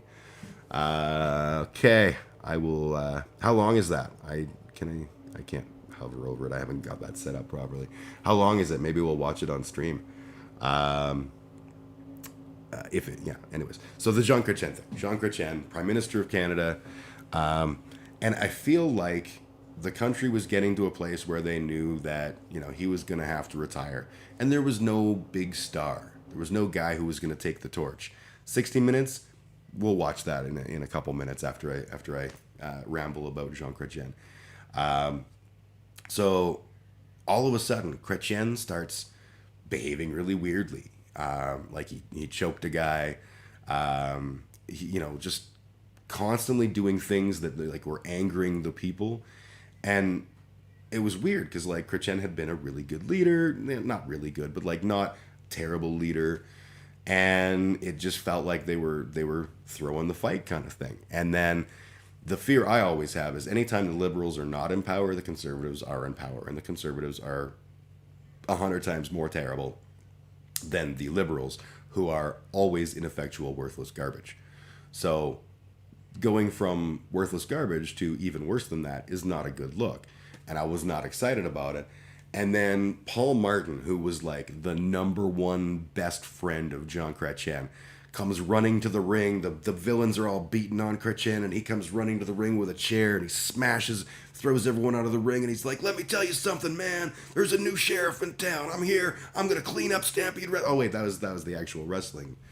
But it was that thing. It was like Paul Martin suddenly standing up to Jean Chrétien, like, you're not the good leader. You're not what the people need. And the crowd goes wild, and they're like, yeah, you're super cool. We're into you, buddy. And it was wrestling. It was so fucking wrestling. And it was like, as a kid, I was like, they just did a heel turn and a face turn. No one gave a shit about Paul Martin. He's going to become prime minister. No one even knew who he was. I think he was the Minister of Finance for like ever. And generally an awful human being. He only lasted a little while as prime minister, but he was the next prime minister. And it felt so much like watching old school wrestling. And the guy who's been off on injury comes back. Good guy, bad guy, doesn't matter. Comes, clears the ring, saves the hero, and there's a new sheriff in town. He fought Mayweather in an exhibition. Yeah, Paul would beat the shit out of most real people. I hate it, but it's about selling and being a heel. Yeah, he's definitely like him. And who's that fucking creep from the UFC? The like super MAGA chud. My kid will know his name. I can't think of it off the top of my head. But yeah, the super MAGA chud from UFC, who not McGregor, although good guess. Fuck. Seth, are you upstairs? He's not upstairs. Yeah, I can't think of his name. He literally gets, you know, his whole thing is he's wearing the Trump hat, like the Make America Great Again shit, and he pushes all those buttons. He's going for heel heat, and I get it, but it's so fucking obnoxious. And I the fact that it's all like sort of hot button racial shit just pisses me off. This is similar to why I think Jason Kenney was gone for that long. O'Toole needed someone from his stable off TV for a while so he could like look like more of a tweener than a heel by association. Yeah, I think you may actually have a very valid point there. Because Jason Kenney literally was like very prominent face and then disappeared. Or are you talking about like, you're not talking about like the recent vacation thing? Or, oh, you must be.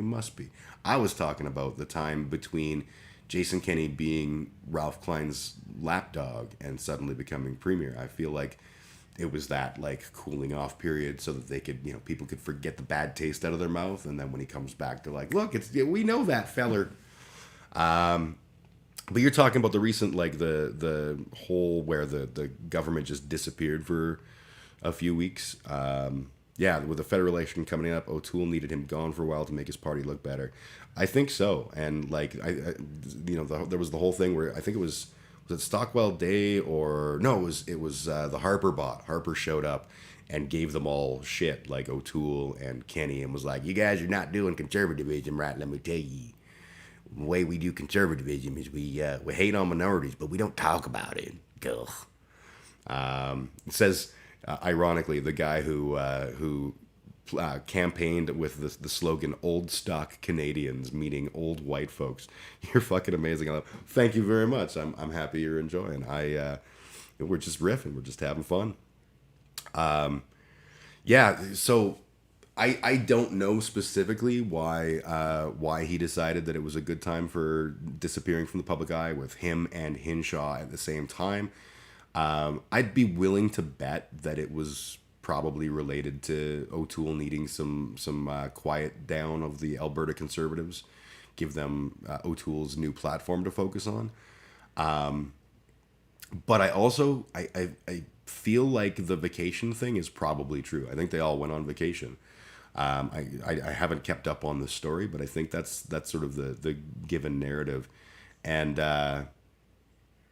Someone so Reno, the drummer for Bodies of Everest, who's one of my all-time favorite humans, he was on Facebook and he loves to poke the chuds, and he was talking to some chud and he said, like, you know, so where were they?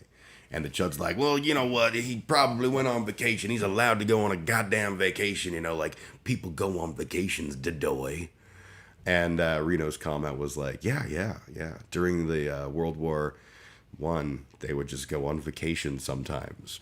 No, when you're fighting a fucking pandemic, you don't get vacation days. Probably, I think he was just told to stay away for an extra week. Yeah, probably, yeah. Your vacation was 2 weeks, take 3 instead. We can handle it without you for a bit. And yeah, Jason would be right in there. Jason Kenney will be prime minister. You can mark my words. He will be prime minister. Or at least the head of the federal Conservative Party. It will be nightmarish, and I hope that he has like some kind of grand awakening and realizes what a terrible person he's being in the meantime and stops. But I never give that kind of credit. I think I just shat a bit. Yeah, that's a very valid take. The idea of Jason Kenney as leader is like, even as premier, just gives me the runs. But prime minister, holy shit. You know what I want to see? And Nate, you'll know what I'm talking about. I want to see Prime Minister Carlin. Carlin would be fucking amazing. Carlin Black Rabbit. I know Carlin's not watching, but Carlin, if you're watching, you become prime minister one day. The last time, a couple weeks ago or last week, I think it was last week, we went out to the border crossing. Myself and my best friend Karina went out, and Carlin was in the room because there was a bunch of folks from bands from Siksika or Sutina. I'm not sure. I never I can't tell in my head. I don't know where one is and where the other. I think they're from Sutina, but a bunch of indigenous bands were out. So Carlin came, and Karina and I cornered him, and we're like, "You're gonna be premier. You're gonna be premier. When are you running for premier? We want you to be the premier. You're the flag." And he's like, "Let me just do some chief and council for a little bit, but yes, I do want to like explore this." So if Carlin's listening, run for premier, then run for prime minister, and you will make our country so much cooler. Yeah, that would be splendid. Carlin's just a fucking gem. And he's grown so much as being part of Chiefs and Council for Siksika. Yeah, it's Siksika, not Suthine. He's part of the Siksika Chief and Council. I would vote for him in a heartbeat. I would too. I would voter fraud for him. I wouldn't really, but in Minecraft, I totally would. And that's the thing about and I don't think it's unique to like Calgary or Alberta or Canada. I think it's the world over. We're so accustomed to the idea of just eating whatever shit sandwich they hand us. You know, like the whole Hillary Clinton getting picked over Bernie thing. Like, I'm not a Bernie stan. I like Bernie because I think he's a very progressive, much more progressive than most of the people that were running. But I'm not like, you know, the Bernie or bust kind. I don't do that. But when they picked Hillary over Bernie, I was like, okay, well, hopefully that doesn't suck. One sec. I will allow this. Automod stopped CDW from the comment. But I think that you're not doing bad in that one. Can I allow it here? Okay. No. Added Ching Chong as a permitted term on Automod. It's not a permitted term. I allowed that one. Anyways, I will fix that. But yeah, the comment is, one of the moments that made me doubt good people was playing rugby as a kid and a dude telling me to go back home because Ching Chong Chinas can't play rugby and they steal our jobs. That's a fucking absolutely valid thing. Like, not the statement that they made, but being that frustrated. I will absolutely admit to the fact that, you know, growing up, I grew up in a very white community. It was middle class community. And yeah, what the fuck is wrong with people? My exposure to people of color was very minimal. And, I never took a negative stance, but, you know, I grew up in a time when, you know, your parents would you know, my dad used to call me a faggot every time like I got an earring, and he's like, oh, you're a faggot now. Those things are not cool, Dad.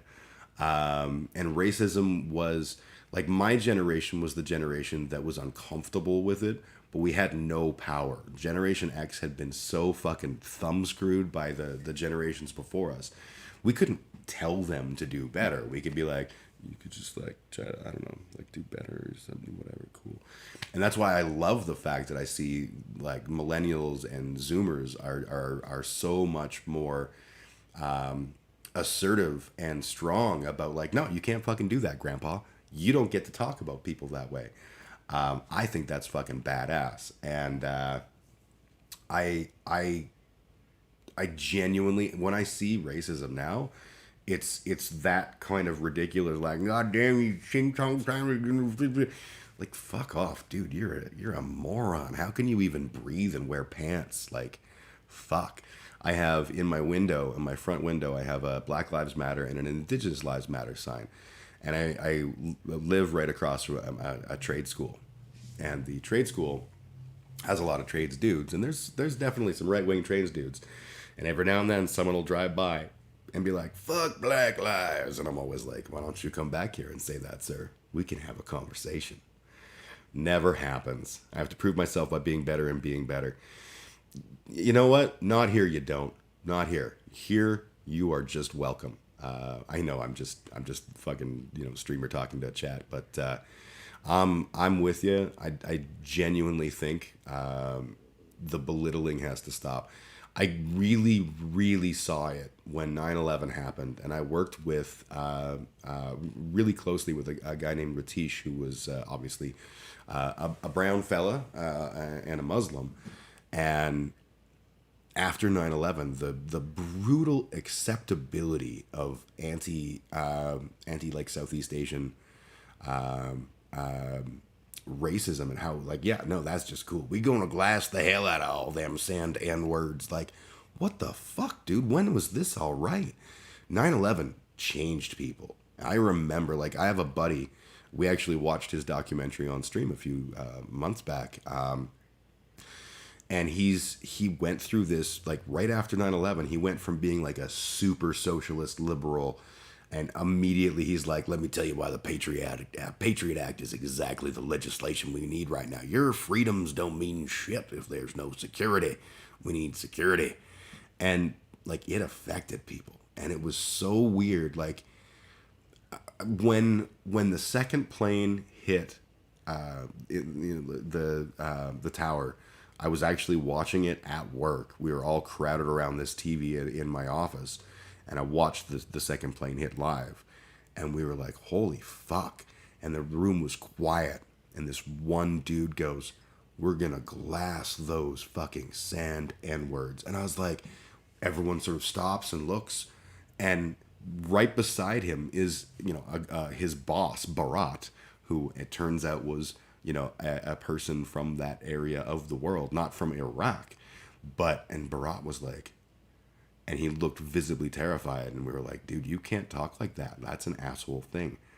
We don't, and this was before they even know who did it. Like, it was literally just, there were people who knew. Have you ever seen, I just saw this the other day. There was, one of the people who was live on the air when that was happening was Howard Stern. I don't know if you've seen this or not. I saw Dylan Burns did a watch of this and was sort of commentating through it, through this audio of Howard Stern's show when 9/11 was happening. And you can just hear, like, Stern's not a good person. He's never been a good person. But the change in tone is so clear. America became a different fucking place. I was talking to a coworker for a few days ago about how weird it is having people coming into adulthood now who never knew a time pre 9/11 because of all the changes that hit us as a society almost immediately. Yeah, dude, it's weird. Yeah, I feel like it's how like my grandparents' generation who lived through the wars, like World War I, World War II, and then my generation coming in, and we didn't even have the Vietnam War. The Vietnam War was essentially over when I was born. So the first war in my lifetime was the American War, was the Persian Gulf, and that was just TV spectacle. It was the Roger Waters song, "The Bravery of Being Out of Range." I loved that. It was the idea of the great big military industrial complex, the guy pushing the button 3,000 miles away, a family gets wiped out, the bravery of being out of range. It was a very strange and very different thing. So when we talk about like Lest We Forget, and we talk about like the rise of the alt-right, it's because my generation and the generations afterwards didn't have that. My generation fought Nazis, but we fought them through the Nazi skinhead movement, and especially for us punks, that was an ever-present part of our world, was the threat of getting your shit kicked by a bunch of Nazis, and we kicked them out of our scene. Thank you very much. I can honestly tell you, I came into the punk rock music scene long after that, so I'm not taking credit. I have done lots in the interim to keep Nazis out of the punk rock music scene and the metal music scene as best I can. But yeah, that's the closest to that kind of a situation. And so it's like anti-vax. We never dealt with polio. We never dealt with the Spanish flu. So our reactions are dulled because this isn't a real thing to us. It's a halfway real thing. A lot of immigrants are terrified that they aren't American, Australian enough. Yeah, And Canada is just as guilty of that.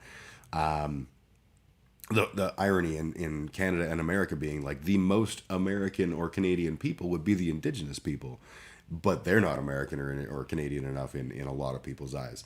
The answer really is not honky enough, and it's frustrating. I look at the world around us and the fear that a lot of people have, and the very legitimate fear. Like Calgary doesn't have the same problems. I live in Calgary, Alberta, Canada, smaller city, million plus. Doesn't have a lot of the same problems that happen in large American cities, obviously. It has those problems, but they're much reduced in total scope. But we act like it. You know, the patriots here, when they're marching and refusing to wear masks and talking about Antifa is the worst and everything, they're like, we're not going to let Antifa burn our cities down. I'm like, who the fuck is burning cities down? We don't even roast weenies. Like, what are you fucking talking about? And people will build these things up as legitimate threats to their health and welfare. And that is true of immigrants in general, right? Every time especially when there's a large influx of a certain group, like we're talking right now with Afghan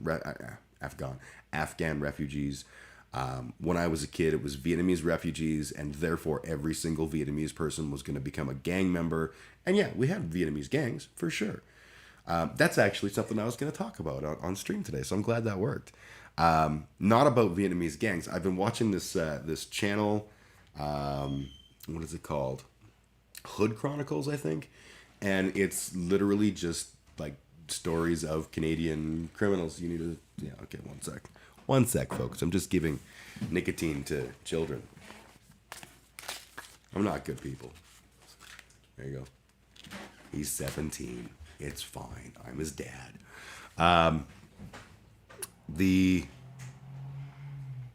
channel is basically just like they talk about, and it's a Canadian focus. They talk about some of our history. So the way that I found it was a video came up on my suggested feed, and it was the story of the Fobs versus the Fob Killers, which was a Calgary gang problem that happened a few years back and was quite a brutal one for Calgary standards. And I watched the video, and the guy does a good job of sort of tying together like the whole Canadian crime scene, which is actually a fascinating underworld that I know nothing about. So I've been really enjoying these. Why did I bring that up? What was I going for here? Shit. We're talking about... Oh, right. So that made me think about, like, so when I was a kid, my dad taught at the jail here, at the Young Offender Center. So CSDW, you're in Australia. I'm just making sure. It happens right now in Australia too. We first got to Australia and there were people saying Asians were murdering people because of the underworld.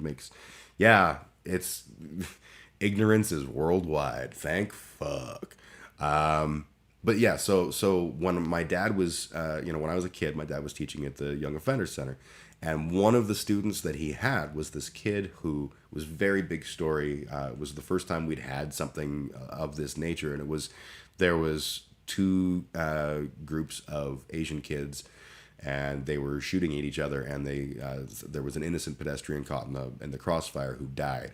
So this was the kid that pulled the trigger. And when I found that out, I was like, Dad, you got to be careful, man. These people, they're dangerous and stuff. My dad laughed at me, and he's like, okay, I'm going to tell you the truth, my son. This kid is one of the nicest kids I've ever taught. First and foremost, one of the things my dad bragged about that job was every single student wanted to be there. Because otherwise their option is you can go to school or just be in your fucking cell. So he loved that job. And the students that were there, even if they didn't have big scholastic goals, they were there, and they were there to do the work. Because what else are they gonna fucking do? But he's like, okay, so that kid in specific is someone that we failed. That kid came, his family were Vietnamese refugees. The kid came to this country. We did not have programs in place to help the family learn to English as a second language. We didn't have programs in place that would support the family in transitioning into Canadian society. So the family basically settled in an area where there was a lot of people who were also Vietnamese. And then we said to this kid, okay, you have to go to school. And he's 14 or whatever when he started going to school. Doesn't speak English. He's a refugee. He doesn't speak the language. But he's forced to go to school where someone is speaking a language he doesn't understand. And he's just sort of sitting there going like, and the only kids he knows are the other kids who mostly were refugees and mostly have the same frustration. So they start skipping school. They start, what are you going to do? You're going to need money. So you look into like, okay, well, maybe we can sell some drugs or whatever, right? Like, it's not that, oh, wow, all these kids were so bad. is that these kids were so bored, and we took them out of the world that they, well, not we took them out of the world, but they removed themselves from the world that they understood, and then wound up isolated, and it's no surprise that those kids wound up getting into trouble, because that's what happens with teenagers when they are bored. And I think that's a thing that we need to do better. I think we really need to look at our immigration process and change things up a little bit, so that we're actually actively doing our best to make sure that people not just get here, but thrive when they get here, have the opportunity to do well. The conversation always comes up where, someone who is a doctor in some other country and they have to come here, and there's a whole long process to become a doctor here. And some people will be like, well, yeah, because in that crazy backwater country, their doctors all use chewing gum and hand grenades to do surgeries. And you're like, probably not, you dumb shit. And then the other thing being that there is some reality that, in order to be a doctor, you're going to have to be able to communicate in English as the primary language. You're going to have to be able to make sure that your knowledge is, at the par of what we would expect for a doctor in Canada. So there's like a balance there, but we don't do things to help. Right. So when I was a kid, I belonged to a church, and we sponsored Vietnamese refugees. And the refugees that we sponsored, the dad, I remember my dad, he went to my dad to have a conversation about his resume, because he wasn't getting any jobs and he's struggling. And he's like, my dad's like, let me look over your resume. And he took a look at it, and he's like, dude, it says you're a doctor. What jobs are you applying for? He's like, anything. Like, I'll take a maintenance job. My dad's like, okay, whoa. Think about it from an employer's perspective. If you have 3 resumes on your table, one of them is a guy with no experience, one of the guy who used to work for another janitorial company, and one of them is a doctor. Are you going to hire the doctor? No, you're not, because you'll be like, this dude's going to be gone. This is not the job for him. So my dad was like, you can lie on your resume if you're lying down. If you lie up, if you were a guy who's a janitor and you were like, yeah, I'm a doctor, then you are guilty of fraud. If you say, I have a year of medical school, well, you do have a year of medical school. That is true. You don't have to tell them about the other 6 years and then your residency and then your work at the whatever. You just go, yeah, I've got a year of doctorate. And the guy was able to get a job with a janitorial company, then got his 2 kids when they were old enough to work, got them in there. They ended up thriving. The dad eventually became a doctor, if I'm not mistaken. And, it was the seed point for their flourishing in this country. And they had a wedding of one of the I think it was like a granddaughter. I don't know. I wasn't there. My parents were invited, and there was this table of people from the church that had originally sponsored this one family, and the whole room, large sized room, the whole room were Vietnamese people who had been able to come as a result of this initial refugee family, and they were all amazing, excellent people who were doing great things. And every single table came over to my parents' table and said thank you for the opportunity that was given to this family. And then sort of through that, this is a good story. This is a great story, because there was a community that helped with the whole assimilation process. And I don't mean assimilation like you're gonna be like us. I mean assimilation like, how can we get you work? How can we get you, you want to get your educational certification to do the thing that you're good at? Okay, but in the meantime, we've got to work on, these pieces, whatever. That was there for this family through this particular church. And again, I'm an atheist. I don't think it was the church that was the issue. But I think that we need to do better about providing these services and ensuring that people have the ability to work in their fields as soon as possible. And if they don't have fields, if it's like a general labor kind of thing, fine, that's fine. Let's help people flourish when they get here. When I first got to Australia, Asians were people that were the problem. 5 years later, it was someone who was Islamic, and right now it's specifically Nigerian or West African people. I hate that we're doing the thing again and again and again. We need to work towards what they, 100%. When I was a kid, it was, I think the earliest villains in my world were Vietnamese. and then it was the Lebanese, and then Somalis was not terribly long ago. Somalis and Rwandans, and before the Somalis would have been the anyone who was from anywhere in the Middle East, which is kind of an ongoing boogeyman for most people. And then we had a huge anti-Asian thing happening, and then it was indigenous people recently because they were having the audacity to stand up for their land rights. Bastards.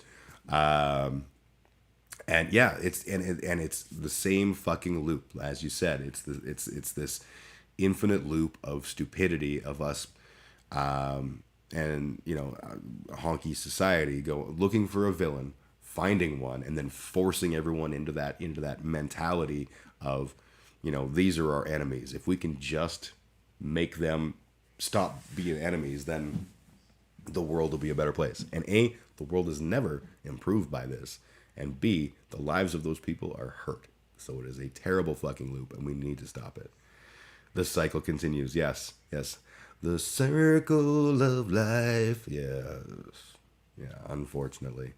That actually ties really well to what Bischoff was saying. I think, oh yeah, I'd forgotten about that. Okay, let me scroll up, and I will see if I can find that link again. And then, yeah, let's watch Eric Bischoff talk about politics, because that sounds quite interesting. Yeah, there we go. Copy and paste. I think that'll be a good use of our time. Oop, shit, I'm doing things. All right, back to the bottom. And let me pop over to a window. What window is it? It's this window. And I will paste, and then I will immediately pause. And then we can jump over to the video watching screen. Do you prefer this one with the chats in the way kind of, or the smaller screen like this? It's kind of up to you guys, however you want it. I'm going to go with the big one for now, but if you're like, smaller was better, stupid, then I'll fix that. So for the time being, we'll be over there. And let's watch some TED Talks. 16 minutes. Turns out TED Talks are copyrighted. Lame. Well, I'm gonna stop doing that now because that seems like a thing. But I love the conversation, and we can let's talk about the whole thing. I really enjoy that perspective because he's absolutely right that it's cheaper and better for ratings to have the small handful of talking heads. And I when I think about where's my brain going? I'm like formulating a whole thought. Give me a moment. My brain's kicking in. When CNN started doing the 24-hour news network thing, it was shortly after that we had the Persian Gulf War. I don't think it was shortly after, but it was like, not terribly long. And that was the first time, because CNN was stupid before that. They were just trying to figure out how to do 24-hour news, and the war gave them constant footage. And Wolf Blitzer talking about, we're gonna watch the same video of the bombs raining down on Baghdad. And all this shit, and they built this sense of perpetual panic, because there's a Bill Hicks thing about the elite Republican Guard in Iraq, and I remember, we're doing great, but we have yet to face the elite Republican Guard of the great Saddam Hussein, and it was a boogeyman for us all to be afraid of, and nothing. That whole war wasn't a war. It was just us going in and squishing a bug. And I'm not saying Iraq is a bug or Iraqi people are bugs, but it was just so one-sided. It wasn't David and Goliath. It was like David versus God. And it was gross. It was actually really uncomfortable to watch. And then Fox News started, when they got into their whole fair and balanced thing, which was their commitment to not be either of those things. And they took like the right-wing bad guy perspective. And yeah, it's a strange world. It's definitely, you know, the old saying was, if it bleeds, it leads. And now it's not even that. It's much more about the use of, as Bischoff was saying, making us feel instead of making us think. And we react poorly when we feel. And most of us don't know the difference. And I don't mean that as like a, gosh, people are so gosh darn dumb. I don't mean that at all. I mean, most people don't recognize the difference between the two. Like, in our brains right now, we will crave junk food. And a lot of the times we're not even hungry, and we don't know why we're craving junk food. And it's because our brain isn't properly wired anymore. We're so used to getting a massive amount of sugar that when we're thirsty, our brain goes, oh, we are not in homeostasis. I guess we need junk food. It's kind of the same when it comes to this whole what the fuck am I even talking about? Holy shit. My brain's just stopping and starting. Okay, tell you what, I'm going to take another break. And then I come back and we'll see if I can salvage that thought, because I think there was something there. But clearly my brain did not behave. All right, let's see if we can find another good Tommy Douglas rant. Watch the rest on my phone. I definitely will. I've got the thing still up.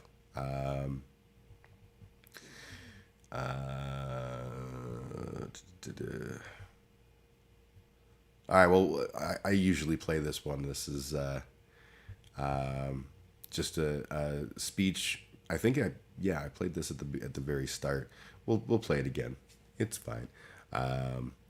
This will be Tommy Douglas, and again, I will put on my shitty backdrop music, and I'll be back in a couple of minutes.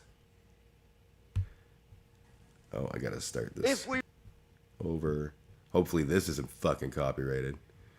You Democrats, yeah. mes chers amis, all my life, I've wished that it were possible that I could attend my own funeral and listen to the eulogies that would be made on my behalf. But I knew that this would be extremely difficult, since I'd have to be dead. Laurier Lapierre and his committee have made it possible for me to listen to the eulogies without the disadvantage of having passed on to another world.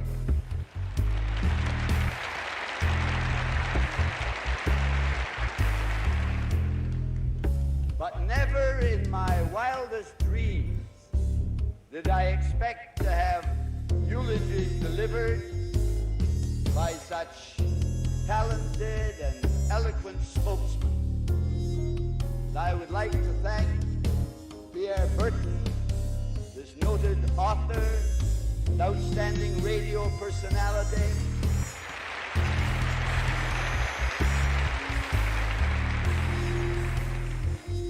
and to say that I know of no one in Canada from whom I would appreciate this tribute more than from this man.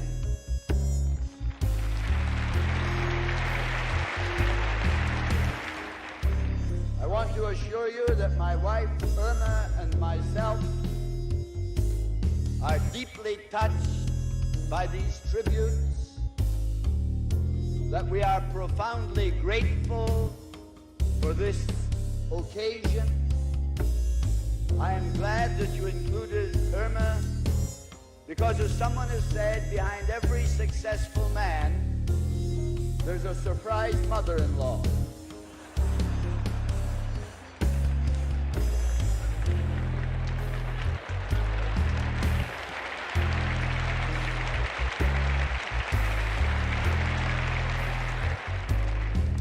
And I have been fortunate that in all my political career, I've had someone who has helped me and encouraged me, and tonight I'm glad that you are paying tribute to her. I want to say to Grant Notley, I want to say to Grant Notley that I am not saying goodbye either. I propose to stay in the House of Commons until the next election. Our supporters in Nanaimo, Couch and the Islands have done me the great honor of nominating me to contest the next federal election.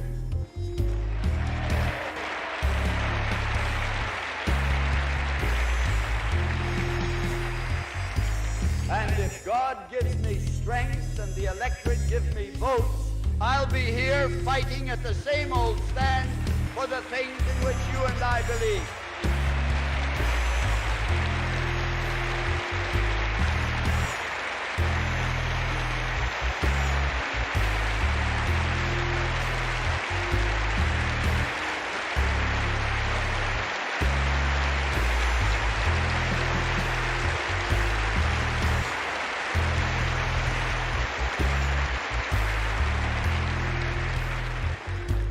But tonight, my wife Irma and I did not come here so much to receive your thanks, although we are deeply grateful for it. We have come tonight to thank you, to thank the hundreds of thousands of people you represent, who have made anything we have done possible. I think of the men and women who 35 years ago and more dreamed the impossible dream. Men and women who lived beyond the lean horizon of their years, who believed devoutly that it was possible to have a more humane and a more just society, and who gave of their time and their money and their energy to begin building it. The men and women who traveled in all kinds of weather and in all kinds of vehicles, who went from schoolhouse to schoolhouse, organizing, raising money, who canvassed from door to door, who passed out literature, who manned the polls, who drove cars on election day. You who are here and thousands whom you represent, these are the men and women to whom we should be profoundly grateful.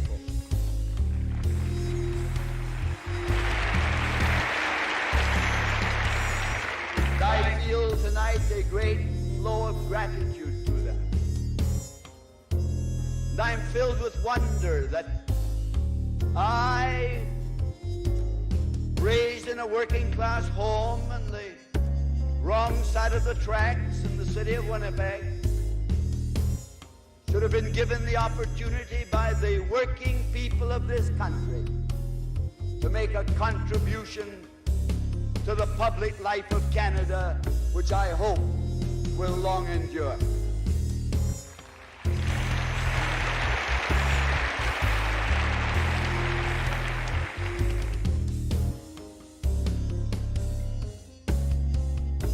If I were asked to sum up for the people of Canada, for the New Democratic Party,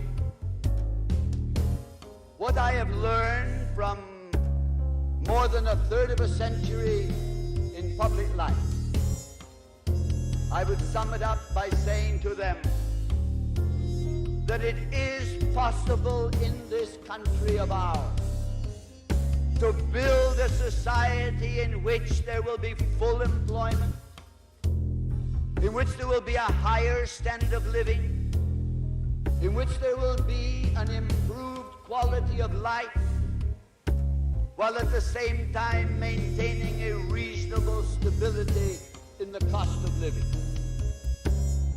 We don't have to have 750,000 unemployed. No, Tommy, we don't. We don't need to have 750,000 people unemployed. Let me just hit stop on the cheese ball music, and we're back at it. And I'm making noises with my face. I can see it, so that's good.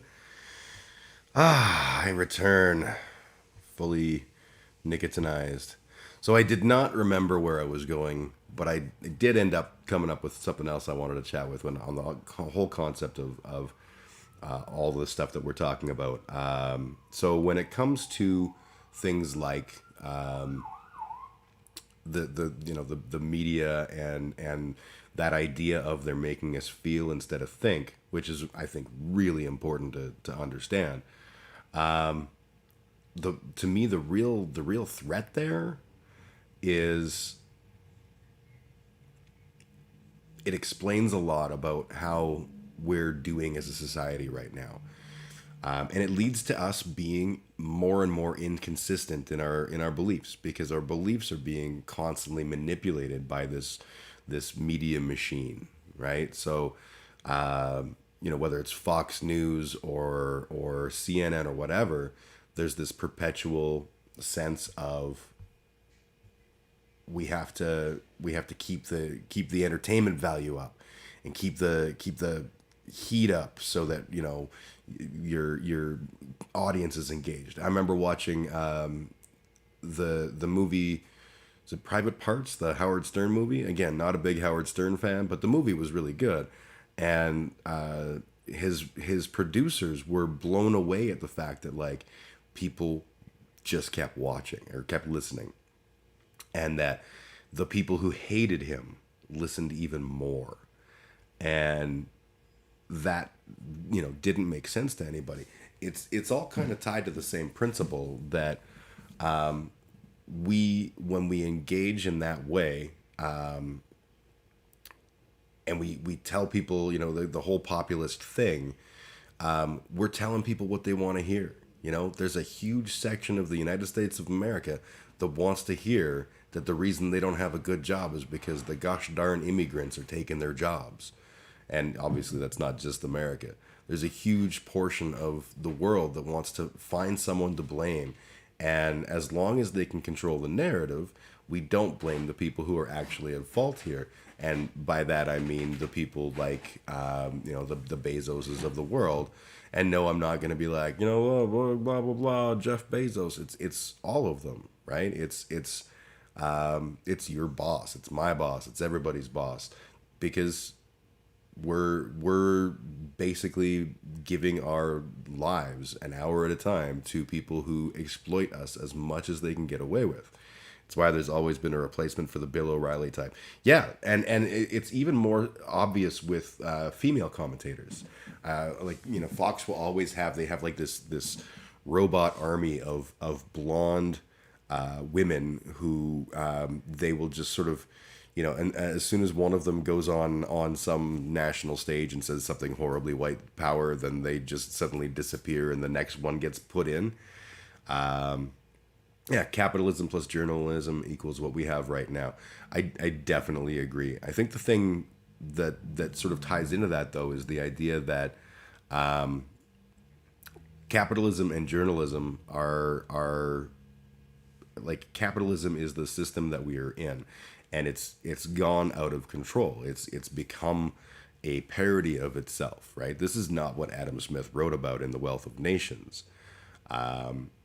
This is a horrible dystopian reality, and journalism is basically acting as the props to maintain that and to keep us focused on the invisible enemies. This has always been a thing, right? Rich white people made poor white people feel better than poor brown people, because poor white people had the mistaken notion that one day they too could be rich white people if they just pull themselves up by their bootstraps. And that allows that tension between those two groups to flourish, and just no one notices the guy at the top who's just getting fat and rich, right? I'm not a what is the term for that?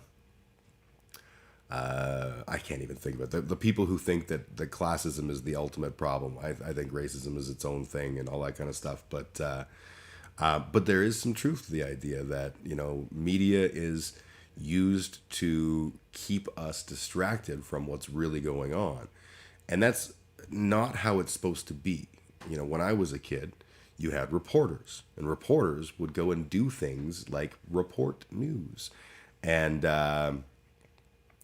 that isn't happening now. Media companies have consolidated and conglomerated, and they all use Reuters as their source.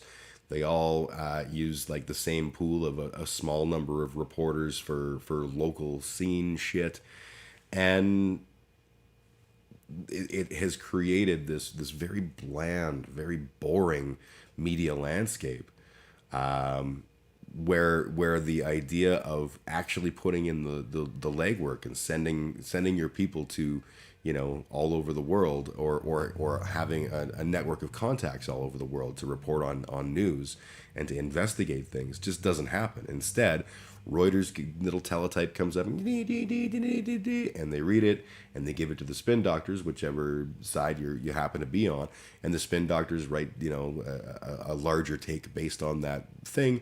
They hand it to Tucker Carlson or Wolf Blitzer or whoever. Is Wolf Blitzer even still doing this? I have no idea. I don't watch a lot of news.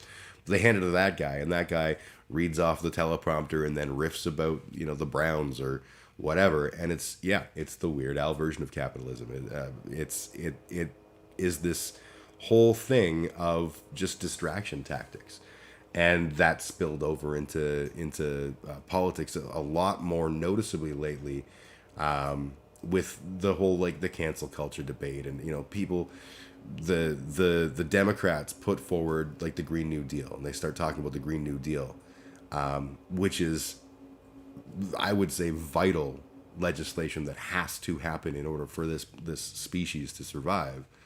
And the reaction is to go, oh, so you want to cancel Dr. Seuss? Wait, what? That's what you're fucking worrying about? But we're not talking about the Green New Deal anymore. We're not talking about, you know, the infrastructure bill was supposed to be a lot bigger than it is. It got through. But whenever we were talking about anything that was supposed to be a progressive thing, we just suddenly were talking about some fucking idiot who said a thing on YouTube and got kicked off, and now that's important. Like, it's a whole milieu of problems, and it's a distraction. Because at the end of the day, all of these groups, as long as they are capitalist by nature, they all have a vested interest in maintaining the status quo, because the status quo is good for them. And that concept of journalistic integrity is gone. It is so long gone. It's to the point where I don't even know why someone would get into journalism at this point. I'm not sassing anyone who's doing that, but if I was looking at like, oh, you know, I've always wanted to be a journalist, what job is there? You literally have to go and just read off a teleprompter, and you're not going to be able to report on news. You're not going to be able to properly editorialize with your own thoughts and feelings. You're just simply going, you know, you're there as a talking head, and the minute that you say something they don't like, they'll swap you out with the next talking head, right? Tucker Carlson is phenomenal in his staying power, if only that. And literally all he does is just say horrible things. I don't think he doesn't believe the things he says. Please understand, I think he is exactly the monster he is. But his whole job is just to make those faces and be confused and ask horrible questions to horrible people, and it doesn't. No one seems to care about this, right? Like it should be gruesome and embarrassing to us that this is the kind of news that we're getting, and yet this is everywhere. And the left is just as guilty. Anderson Cooper, you know, loves to do the same shit. May as well just go work color commentary or become a manager on an indie wrestling news circuit if you want to get into the news now. Indie wrestling circuit. Yeah, absolutely. I really liked that video. You know, fuck you, YouTube. I really liked that video of Bischoff's point about the association between wrestling storylines and how we're doing news these days. Because yeah, I do absolutely see that, and it's not comfortable. It's not a good thing. When we go down this rabbit hole, we're entering into some pretty scary space, because you know, I'll give you an example just to sort of try and clarify my point. So a while back, indigenous people were protesting against Coastal GasLink. So Coastal GasLink wanted to run a pipeline through indigenous owned land, which if I understand correctly, it was the Wet'suwet'en people, and they went to the chiefs and council and said, hey, we want to do this. And chiefs and council were like, cool, go for it. The problem is that chiefs and council doesn't actually have the capacity or the right in Wet'suwet'en territory to have that conversation. Their chiefs and council exist solely because of the Indian Act in Canada, which basically said all of the negotiations have to be between an elected chiefs and council and the federal government. And the Wet'suwet'en, who, for the record, that's unceded land. It is not Canadian land. It is Indigenous-owned Wet'suwet'en territory. They had never had to, have a chiefs and council before. They had a hereditary chief system. And they basically said, okay, so what we'll do is we'll make a chiefs and council that will handle all of the interactions with the government, but the hereditary chiefs are where the power lies in the tribe or whatever the appropriate term is. And that worked for them. And then so Coastal GasLink goes, hey, we want to do this. And the chiefs and council were like, yeah, sure, cool. And the hereditary chiefs were like, no. But they'd already, the company, and you have to, I'm not giving the company credit here, but they did what they thought, presumably, they thought that they were engaging with the right people in good faith, that they had an agreement, they made their plans, they started to go, and the hereditary chiefs were not fucking having it. I don't actually give the Coastal GasLink people any kind of credit in this. I'm just trying to spin a whole picture that's probably not accurate, but we'll go with it. Anyways, the hereditary chiefs were not having it, and the people started to protest. And asshole chuds in my city were raging about the fact that this is bullshit. You're getting in the way of goddamn jobs. And when people started to hold protests here as like in solidarity, to raise awareness and to say like, yeah, we can't behave like this. We have to do better. There was all this talk about like driving through the protesters, and if they're protesting on a train line or something, like just hit them with the train. Like completely gory fucking asshole behavior. To the point there was even a guy who got in trouble because he had a white truck that was covered in fake blood and had like racist caricatures of indigenous people and all, like it just ugliness. And then 20 minutes later, when they want to protest something, that's you don't even consider getting in the way of their protest, because that's wrong. If you were to imply that driving over them, you would be a monster by default. But if you were to apply the exact same logic to them, they'd be just horrified. It's that kind of inconsistency. And that's because we're acting out of feelings and we're not acting out of facts. Bischoff's thing was pretty fucking on the nose. All right, I think it's time for some weekly humiliations, and then I'll call it. Again, remember, in 5 hours' time, I'll be back streaming. This time I'll be talking with Taylor, and we're going to have a good job about whatever Taylor wants to, or can talk about. There's certain aspects of it I'm told that she's not allowed to speak about. So I'm going to let her lead the conversation, and I'm just going to, hopefully not accidentally paint her in a corner where she has to be like, Jem, I can't talk about that. But yeah, so that'll be in 5 hours, Canadian hours, not Imperial hours. But yeah, time for some humiliations. So I, unsurprisingly, did not get any tips. So you're going to get the good karaoke. And because I love No Hope for the Nate, and I feel really happy because I had the Australian chatter. I don't think they're on anymore. What was it? CSDW. So CSDW was a new follower, and I'm gonna do the good and the bad for free. So that means that I'm gonna sing The Future by Leonard Cohen, which I hope I can do a decent job of, and then I'm gonna sing A Criminal Mind by Gowan, which I know I cannot do a good job of. So here we go. All right, where's my thing? And is that visible? Yeah, we're visible. I can press play now. Oh, this will be fun. I hope so too. Or it'll be terrible. One or the other.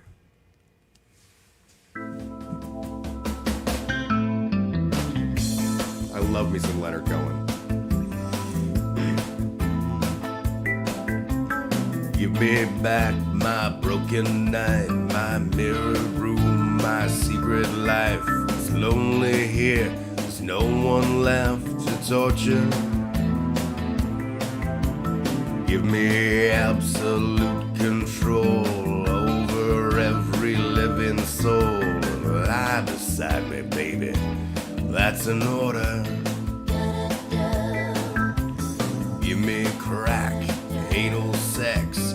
Take the only tree that's left and stuff it up the hole in your culture. Give me back the Berlin Wall. Give me Stalin and St. Paul. I've seen the future, brother. It is murder.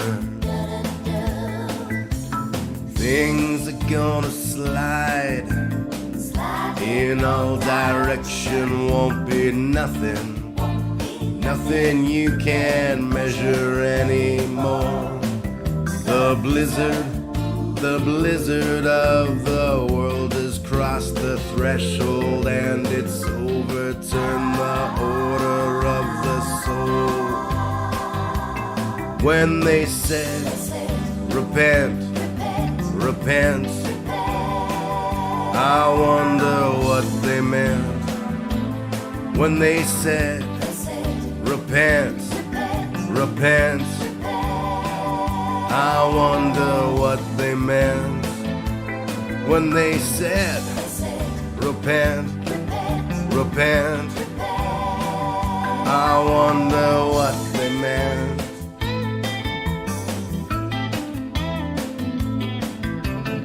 You don't know me from the wind, you never will, you never did. I'm the little Jew who wrote the Bible. I've seen the nations rise and fall. I've heard their stories, heard them all. But love's the only engine of survival. Your servant here, he has been told to say it clear, to say it cold. It's over, it ain't going any further. And now the wheels of heaven stop. You feel the devil's riding crop. Get ready for the future. It is murder. Things are gonna slide in all direction. Won't be nothing, nothing you can measure anymore. The blizzard of the world has crossed the threshold and it's overturned the order of the soul. When they said, repent, repent, I wonder what they meant. When they said, repent, repent, wonder what they meant. When they said, repent, repent, I wonder what they meant. There'll be the breaking of the ancient Western code. Your private life will suddenly explode. There'll be phantoms, there'll be fires on the road, and the white man dancing. You'll see a woman hanging upside down, her features covered by her falling gown, and all the lousy little poets coming round, trying to sound like Charlie Manson. Hear the white man dancing.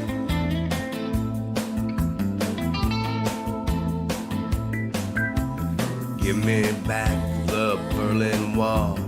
Give me Stalin and St. Paul. Give me Christ or give me Hiroshima. Destroy another fetus now. We don't like children anyhow.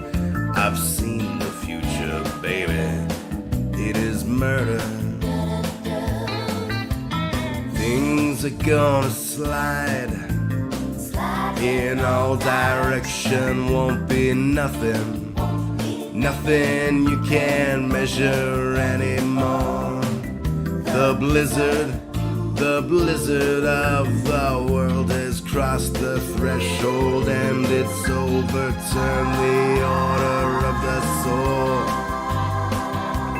When they said, repent, repent, I wonder what they meant.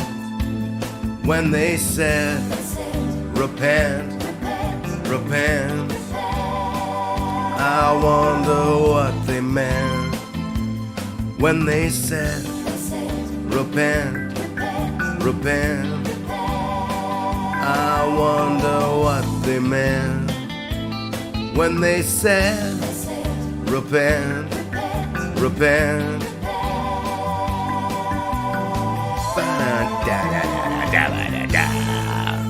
So that was the good song. Now will come the bad song. A great piece of Canadiana.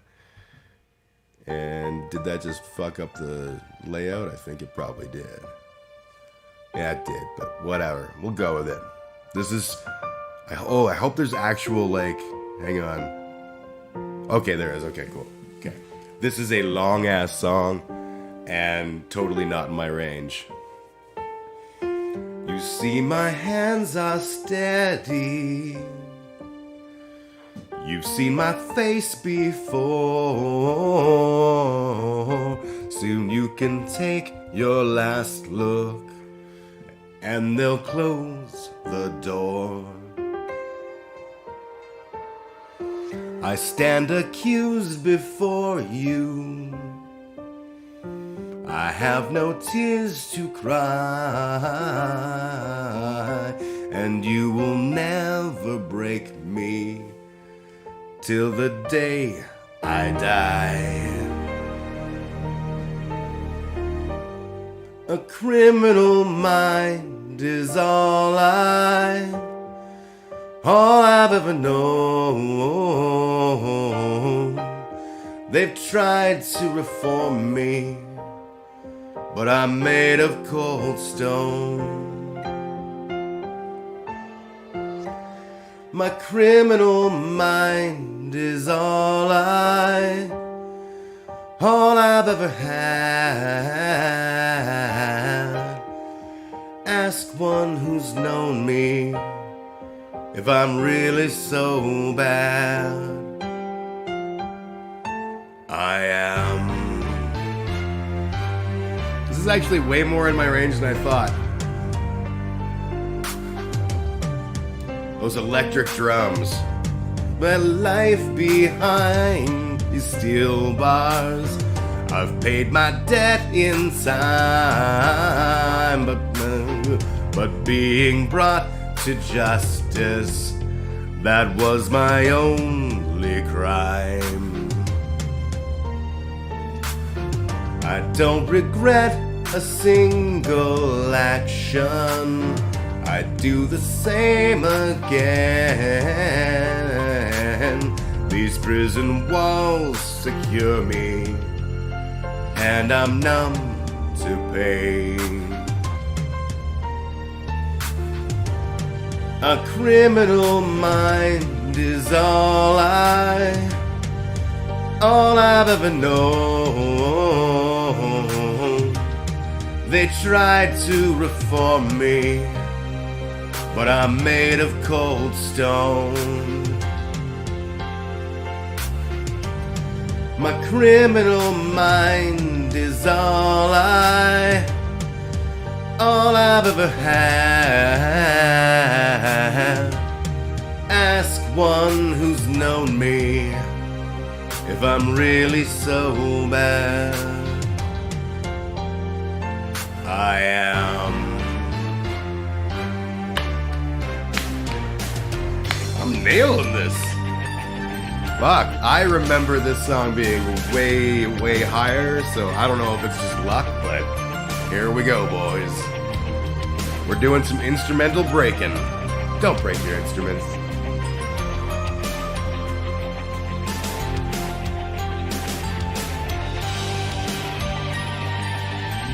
I loved this song when it came out. Like, literally fanboyed all over the place. Gowan was the shit. La shit.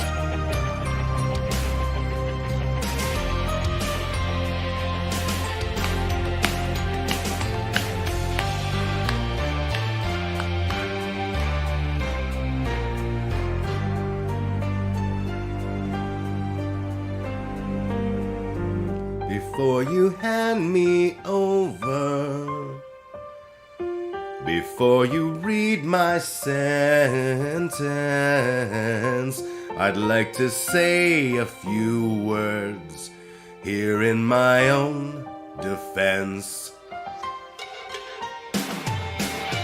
Some people struggle daily. They struggle with their conscience till the end. I have no guilt to haunt me. I feel no wrong intent. A criminal mind is all I've ever known. Don't try to reform me, 'cause I'm made of cold stone. My criminal mind is all I've ever had. Ask one who's known me if I'm really so bad. I am. Oh, I am. Oh, I am. I don't know this part. Made of cold stone. I do know this part. Made of cold stone. I'm just like these prison walls. I don't know. A criminal mind. Oh, fuck, I don't know. Oh, made of cold that didn't come in there. Made of cold stone. Made of cold stone. Just like your prison walls. I'm made of cold stone. I've got a criminal mind. I am a criminal mind.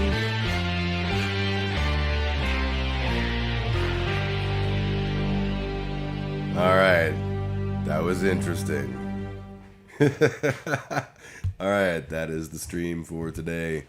Again, I will be back in just under 5 hours to talk with my good friend Taylor. No hope for the Nate. A pleasure to hang out with you, my friend. To all those that joined in on the chat, I appreciate all of you. And even those that just watched and laughed at me and said, wow, what a silly, silly socialist fellow you are. You are welcome here too. So I'm going to call it with that. I'm going to try and get some shit done before I have my conversation with Taylor tonight, and that's going to be fucking awesome. So, y'all, have fun, and we'll see you again.